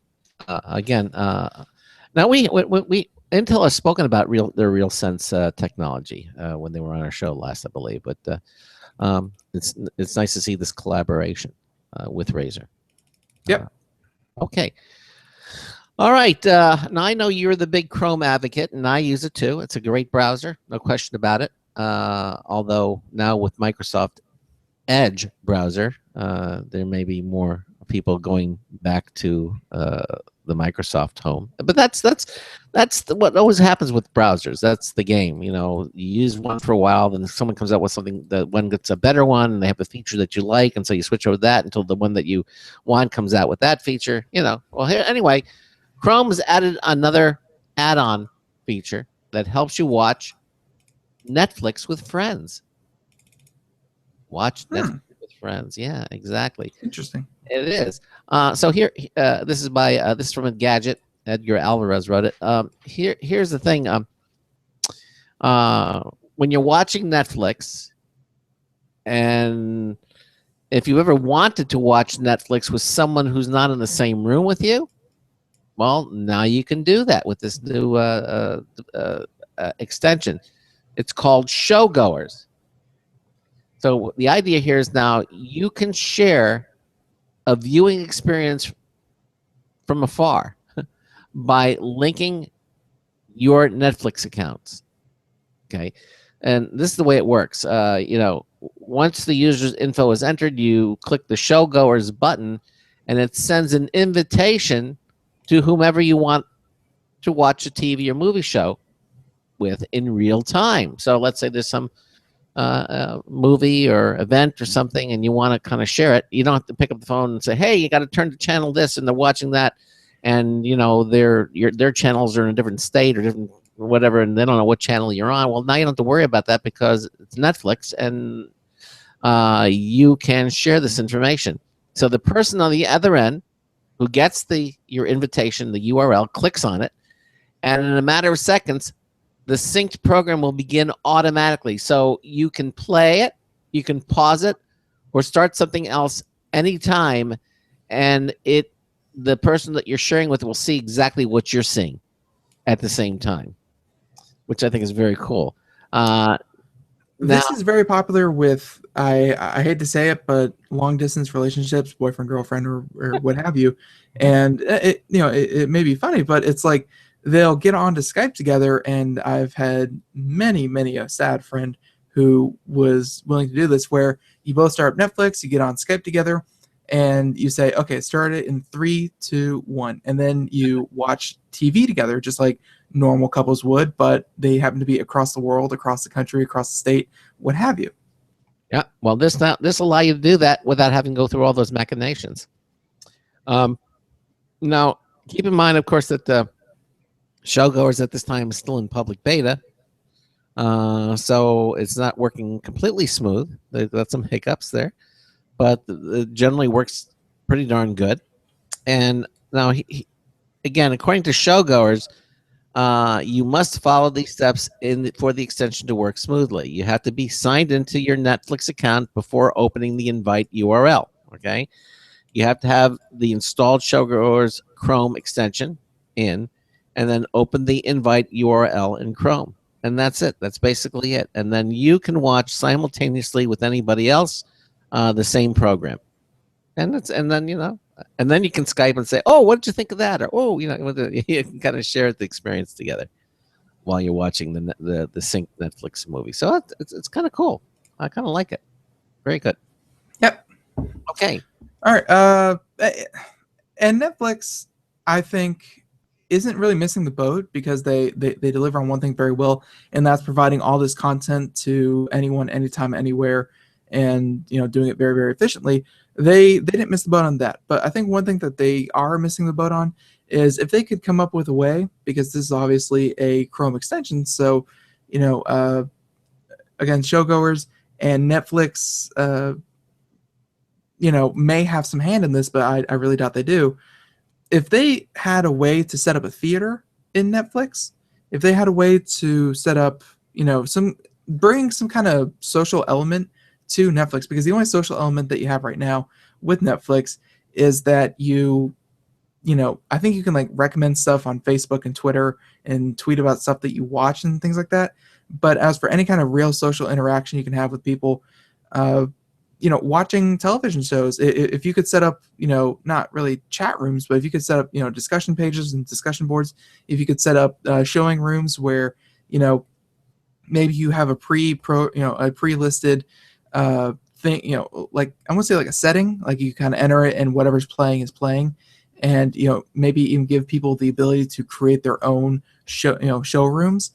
That would be a good way to set in motion the social aspect of Netflix that really isn't there. Netflix is what one person does when they're bored, and they do it alone in their room, which I think doesn't have to be.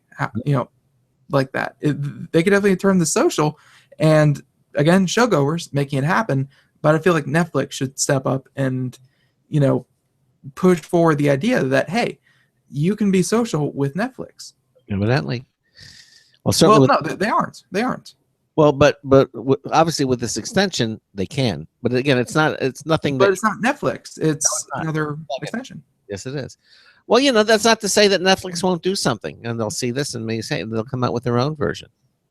I really wish they would, because setting up theaters, and again, you could require everyone to have a Netflix account and then join in with other people, so that you don't have to get into the legalese of one person streaming to dozens, if not thousands, of others. That you can completely avoid that.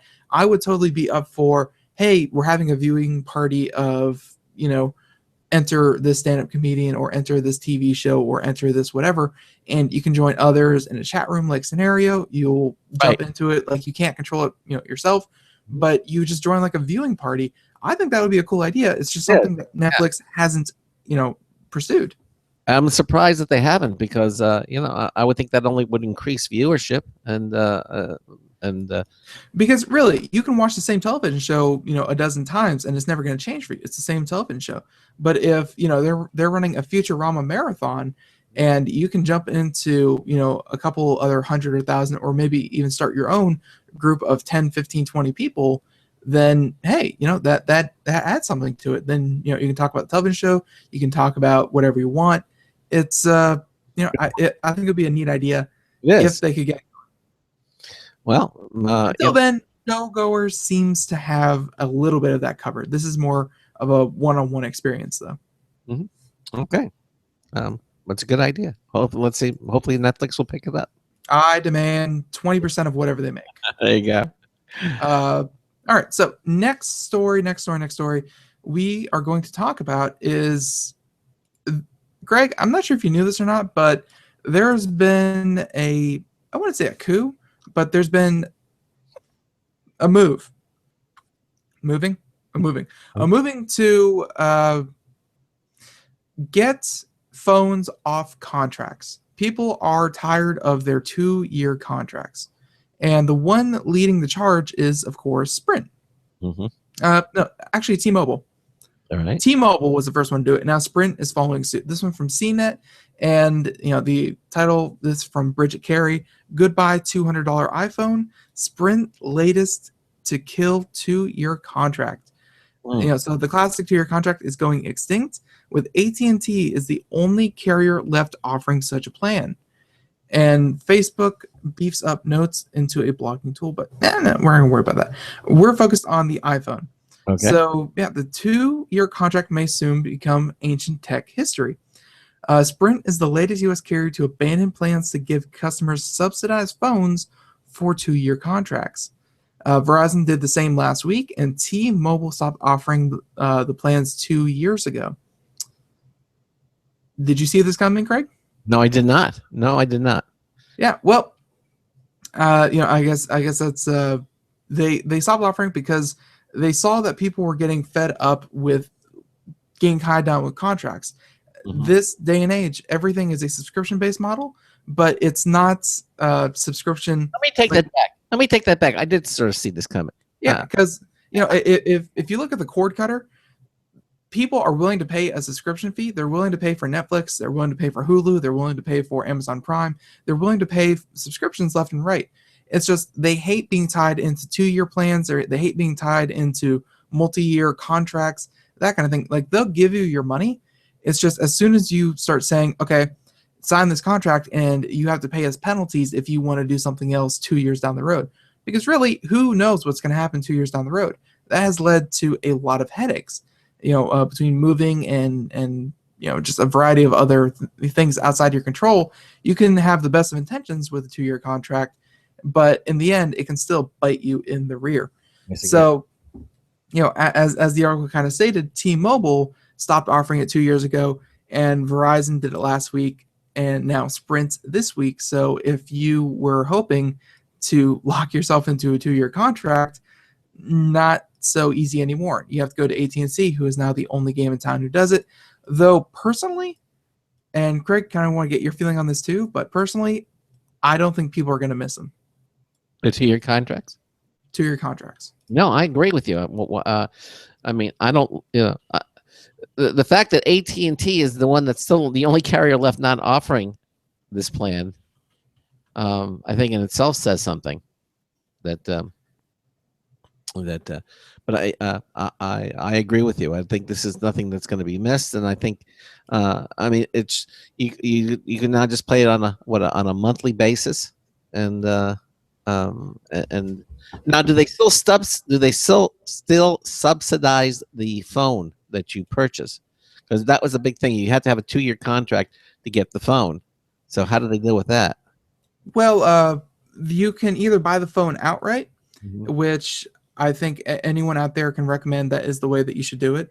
And it's costly. Like the iPhone 5S is about $550, on its own, and then you tie in whatever plan you're going with. But people don't have that kind of money always laying on hand. Mm. So I believe the other way of doing it is not really a contract. It's you purchase your data plan, you purchase your cell plan, all that kind of thing, and you select the device you want, and then they kind of roll in they roll in the price of the phone to The monthly service? They roll in the price of the phone to the monthly service, and then once you have that paid off, you make incremental payments, and once you pay that off, you own the phone. The price of your plan goes down.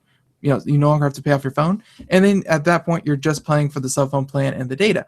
Which the 2-year plans, you paid off that phone way before the 2 years was up, yet your bill never went down. You were locked into those higher fees. Right. Even though your phone was paid off, you were still paying fees just because you signed a contract. All right. You're listening to the Computer America Show. We're going to do more computer technology news right after these words.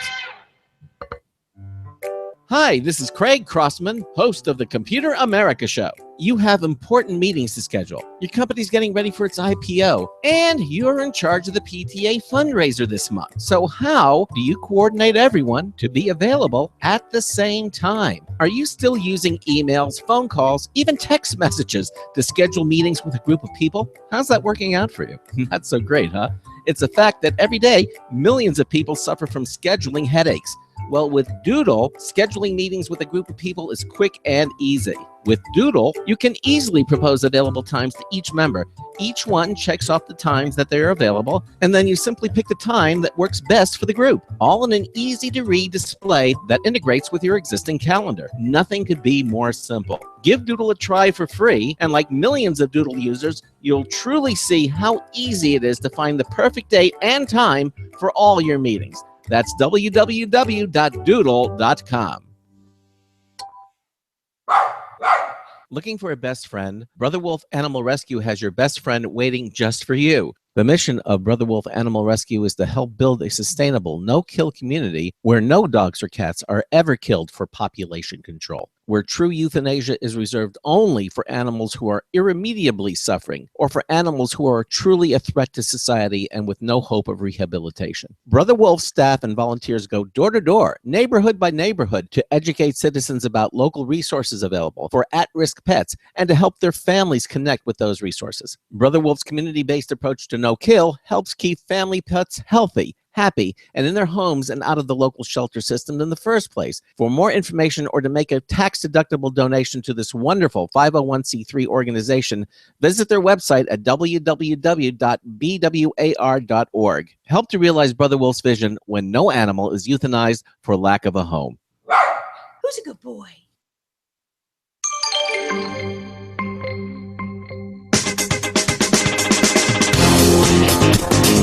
You know it's the best part of the show, right? It's Marty Winston with a News Tips Bulletin Review for Computer America. This time, the shy. Waterloo Gas Monkey Garage Tool Chest and Cabinet. Gas Monkey Garage is just one of the licensed brands under which Waterloo Industries manufactures those rolling metal stack of drawer carts that seem to scream mechanic, no matter how skilled the owner of the thing or the tools inside may be. These tool trolleys come in 3 levels of construction. thin metal versions as low price leaders for casual weekend mechanics, super brawny versions for the pros, and a level in between like the one we got for more than casual but less than professional users. The muscle combo we got for review includes a 26-inch wide chest. Its drawers are on ball-bearing slides that can handle 75 pounds each. Plus, it has gas struts on the top lid. It all rides atop a rolling 26-inch wide cabinet.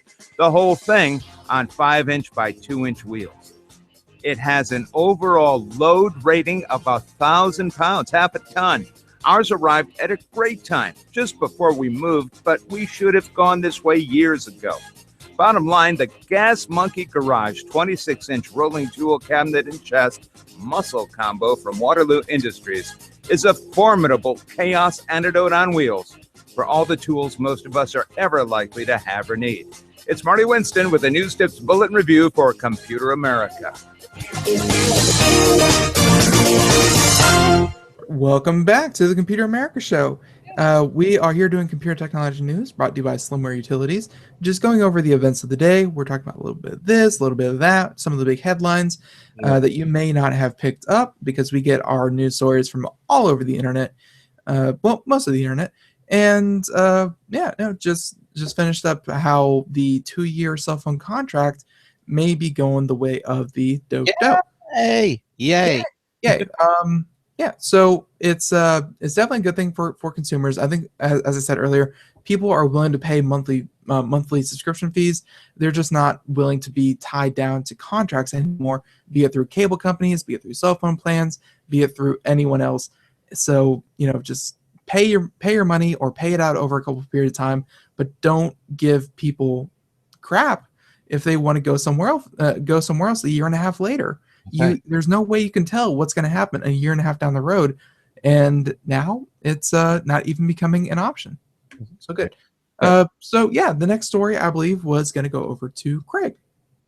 Yeah, and this again, I think it's kind of relevant because now that Ben has an Xbox One and he now is running Microsoft Windows 10, the story from Maximum PC, Kevin Parrish, it says today, Microsoft updates the Xbox app with a 1080p/60 frames per second streaming, right? That just came out today with this news that Xbox apps for Windows 10 received an update that allows gamers to stream from an Xbox One to a Windows 10 device in 1080p and 60 frames per second. And now, have you tried this yourself? Because you've got it. I mean, or is this something that? No, I haven't tried the Xbox app yet. Okay, yeah, it's something that looks really good. Although now you see, the Xbox originally was in the living room, and so you could stream it to your computer. But now that you have the Xbox in the same room that you have your computer, is this going to be of any value to you then? It wouldn't be the worst thing in the world. Okay, well, I think it should be fun just to try it out and see if it works. But according to the story, again, from Kevin Parrish, says the new feature isn't that surprising, of course, because last week a Windows 10 gamer discovered a quote-unquote very high setting that could be enabled by modifying one of the Xbox app files, okay? So to stream the very high setting now offered in the updated app, simply connect to the Xbox One, then go into settings and game streaming. Here you usually see the very high setting parked to the left of the 3 other settings. And if the new setting isn't there, you have to make sure that you've upgraded to version 8.8.1 and then a very long number, 5003.00000 or later. Okay.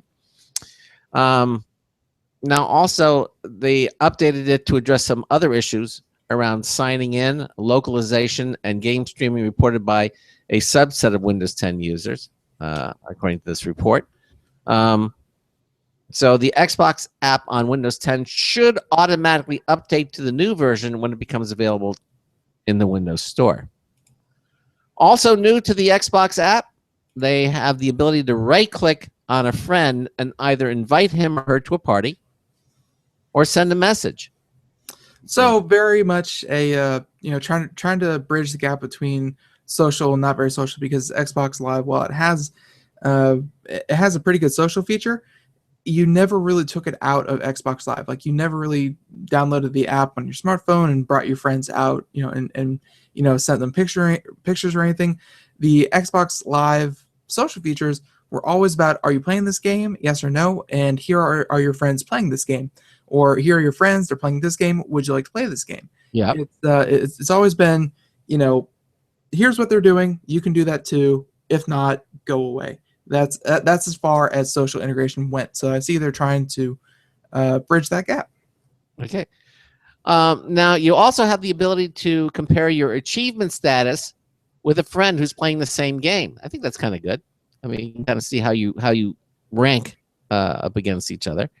And also, the My Game section has been updated with a new grid view that sorts the games alphabetically. And let's see what else. They've also... the list of games have all been automatically discovered has also been updated. Okay. So several different updates to this. The display will then switch to show a second tile with your last played date, game score, and achievement percentage complete. And if you click on the game, it will take you to the game hub, where you can see a list of all your friends who have played the game, sorted by the most recently played. Now, as you know, the Xbox app made its public debut weeks ago as part of the Windows 10 rollout, and now they're just starting to improve it. They're making improvements and adding new features. The app's biggest feature, however, is streaming games from the Xbox One to the Xbox app, and thankfully, that service is free. So there you go. Yep. Okay. There again, it's just that whole increased integration between the two. Yep, it's nice to see. Yep. So, next story, we have about 15 minutes left. Let's talk about something that we don't. You know what? No, this one's too funny to let go.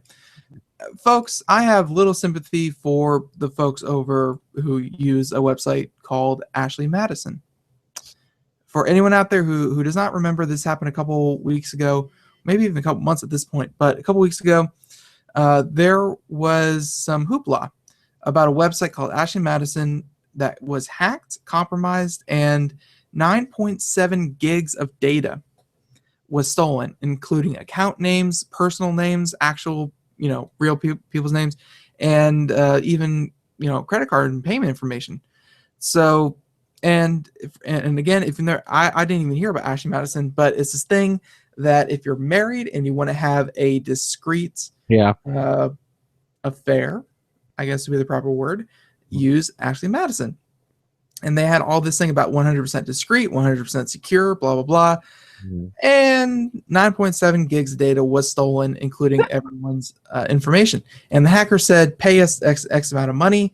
Or no, actually they said shut down your website and all of your services, because it kind of endorses something that is highly unethical, although hacking isn't too much ethical in its own right.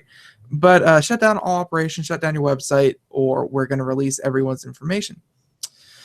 And lo and behold, today, there's a thing called the dark web. It's a semi-anonymized corner of the internet that's only accessible through a Tor browser and an Onion router. So it's very, very common to use these kinds of things if you wanted to browse anonymously or go to these websites. That the dark web is just websites that aren't picked up by Google. That aren't picked up by Google, by Yahoo. They don't allow crawlers, so the only way to get to them is to essentially you have to know the address of the site you want to go to. A lot of weird things go on in the dark web, a lot of strange things, a lot of things that I wouldn't let a 10-year-old go romping around the dark web. But it's a place that exists and not a lot of people know about it or even go to it. So again, Ashley Madison today, all 9.7 gigs of data, including personal information, was just dumped on the dark web. They said that the data set appears to include account details and logins, as well as credit card and payment transaction details. The hackers reportedly pulled the data from Ashley Madison's servers, despite the company offering a $20 full delete service that supposedly scrubbed former users' data from the site, which obviously was a promise they did not keep or could not, do. What? Yeah. So yeah, they have the Impact team. So Avid Life Media has failed to take down Ashley Madison and Established Men. Impact team, who are the hackers. We have explained the fraud, deceit, and stupidity of ALM, the website, and their members. Now everyone gets to see their data. Keep in mind the site is a scam with thousands of fake female profiles. See Ashley Madison fake profile lawsuit. 90 to 95% of actual users are male. Yes. Those aren't very good odds, by the way. No. Fish in a barrel, although all the fish are weird, creepy men. But anyways, chances are your man signed up in the world's biggest sausage fest, and but he never had one. He just tried to, and that distinction matters.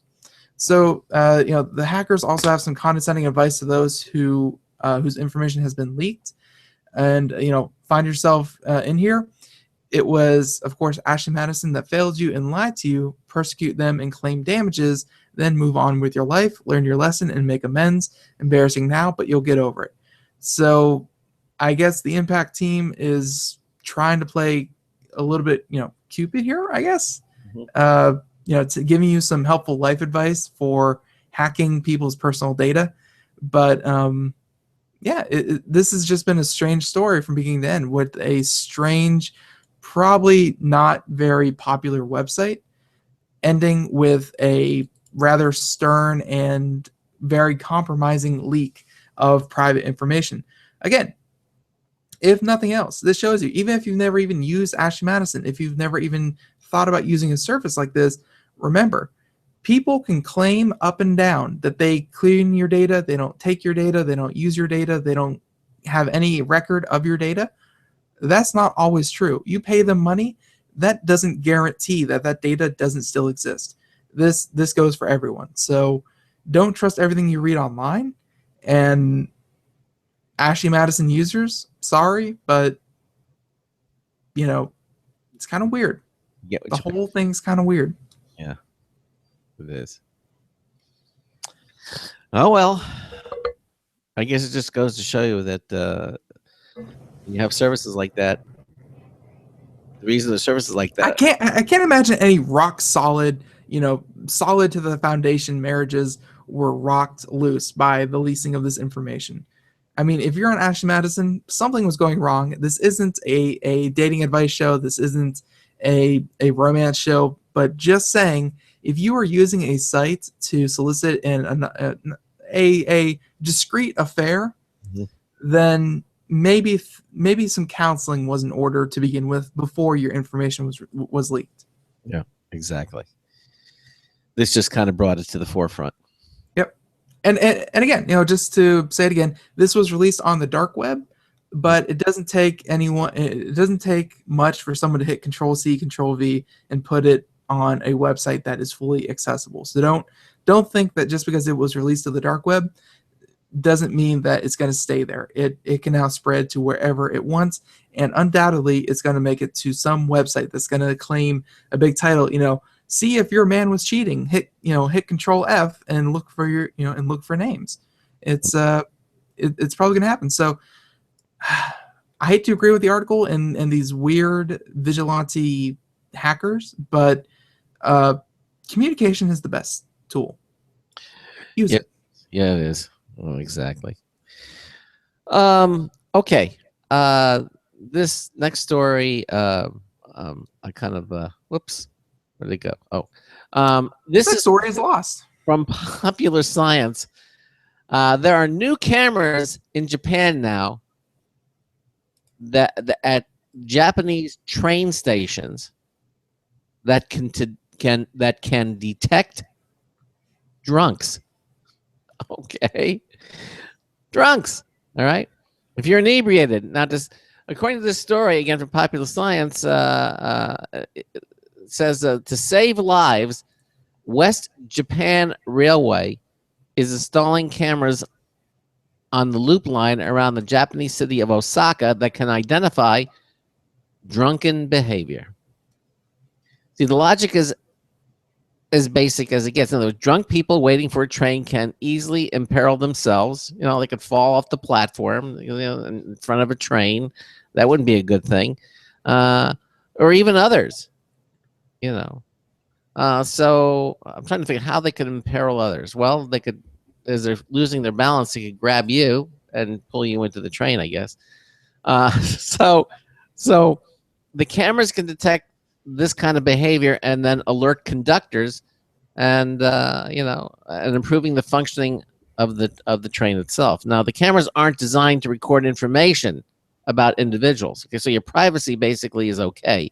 They just pick up on the actions, like, you know, staggering, lingering around the platform, or sleeping on benches. Okay, well that definitely is a tell. I mean, part of me is like, kudos. It's you know, yay that you're taking public transportation instead of getting in a car or riding a motorcycle or riding a scooter.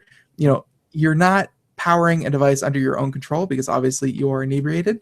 But being drunk in public, also not the best thing. So a system like this, I guess it has become too big of a problem.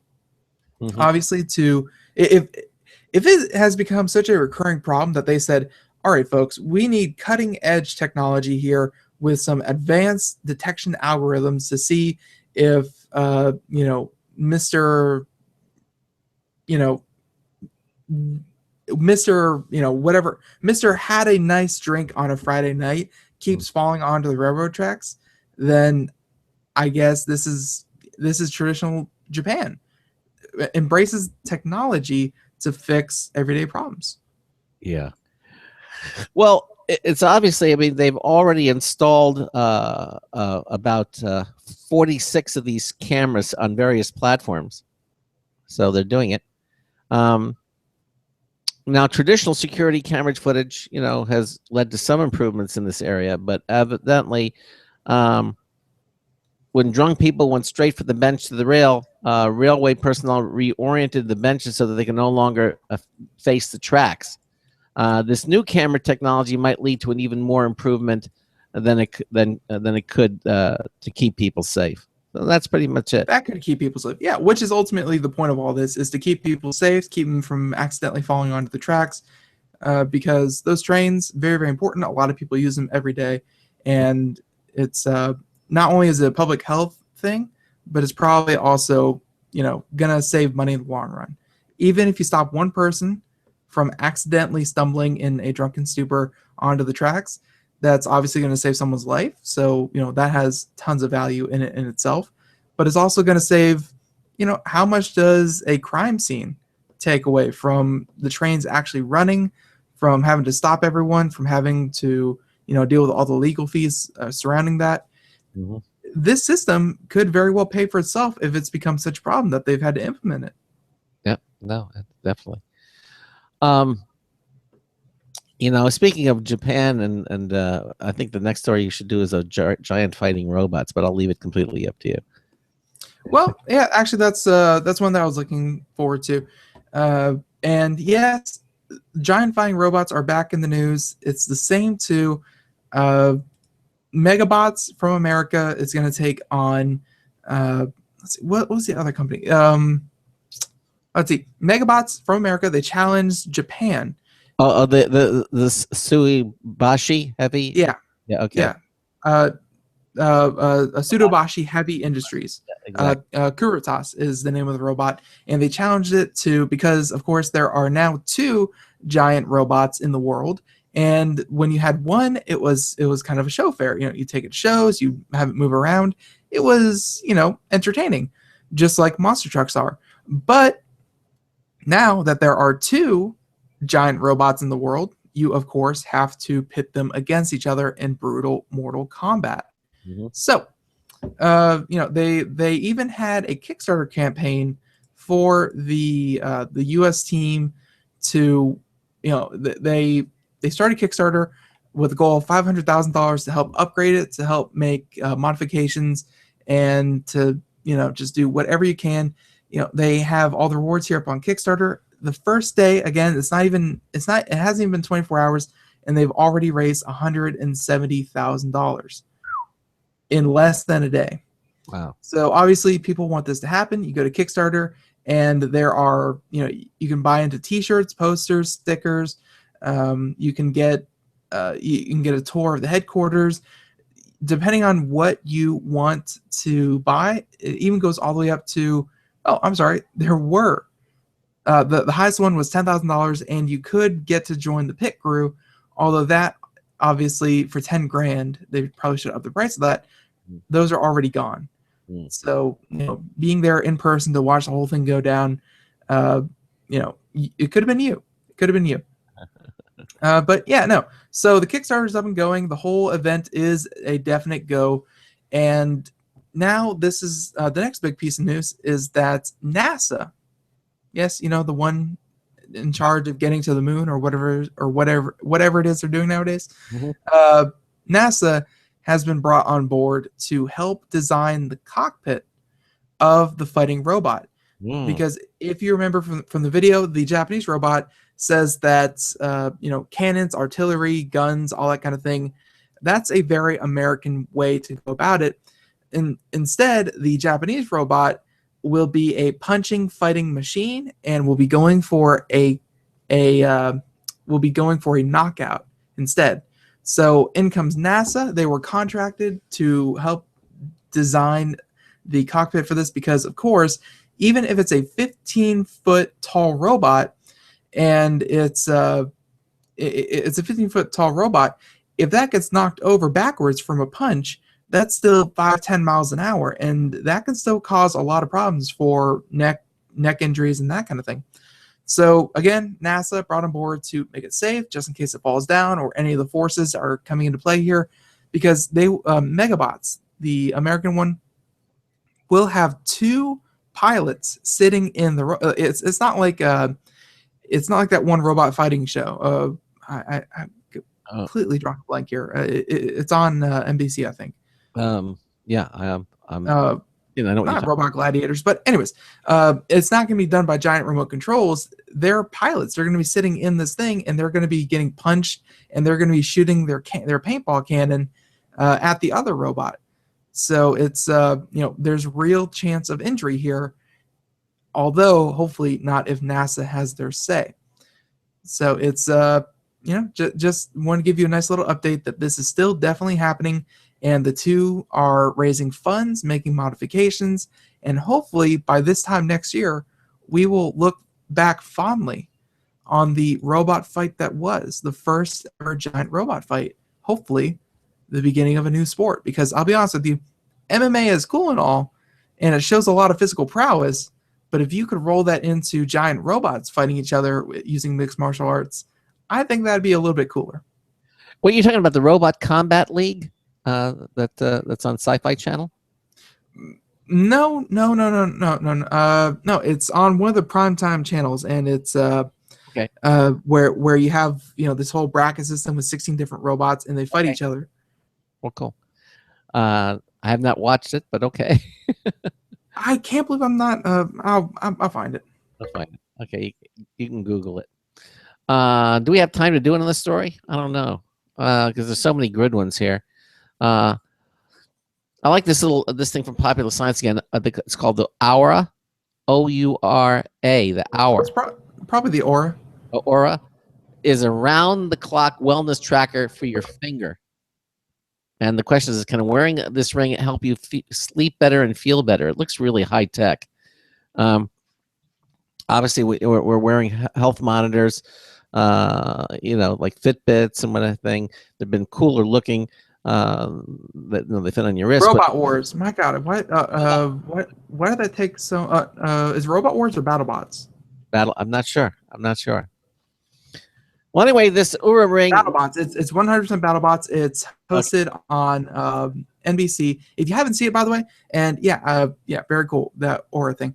But no, BattleBots. If you haven't seen it, it's groups of guys from all over the world compete in a gladiator type arena where you put in 2 robots with giant spinning wheels. They put in giant different weaponry, be it lifts or crushes or cranes or arms, whatever they want to do, and it's robots fighting against each other.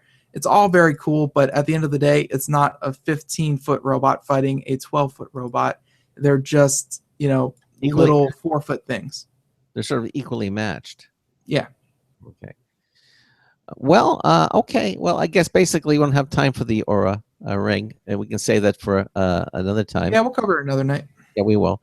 So that basically wraps up the show for tonight. Coming up tomorrow, we're going to actually have 2 guests. The first one is called Record 360, and this is very cool. This is an app for your smartphone.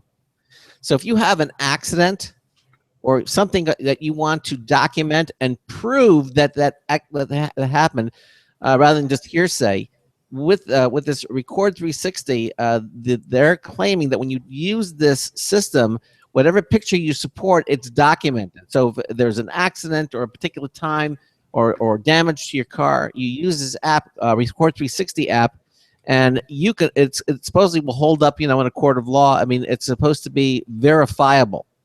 90 seconds.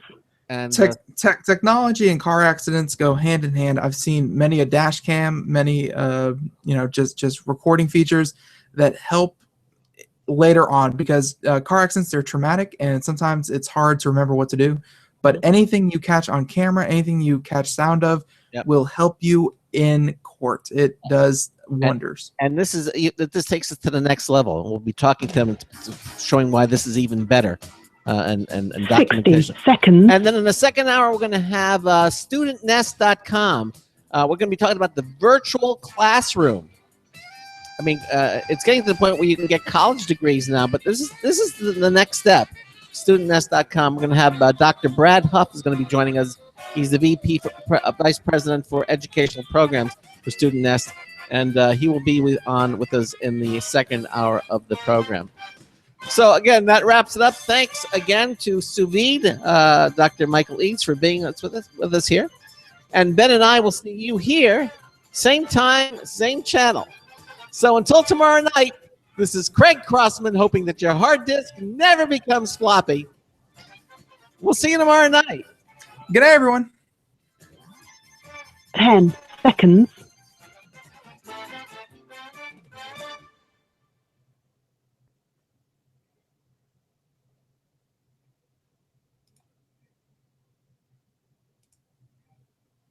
Thank you for using Blog Talk Radio. Goodbye. Okay, and again, thanks for all of you watching here on our live video feed here on Computer America. And Ben and I will see you tomorrow night with those 2 exciting guests. We look forward to having you here. Good night, everybody. Good night.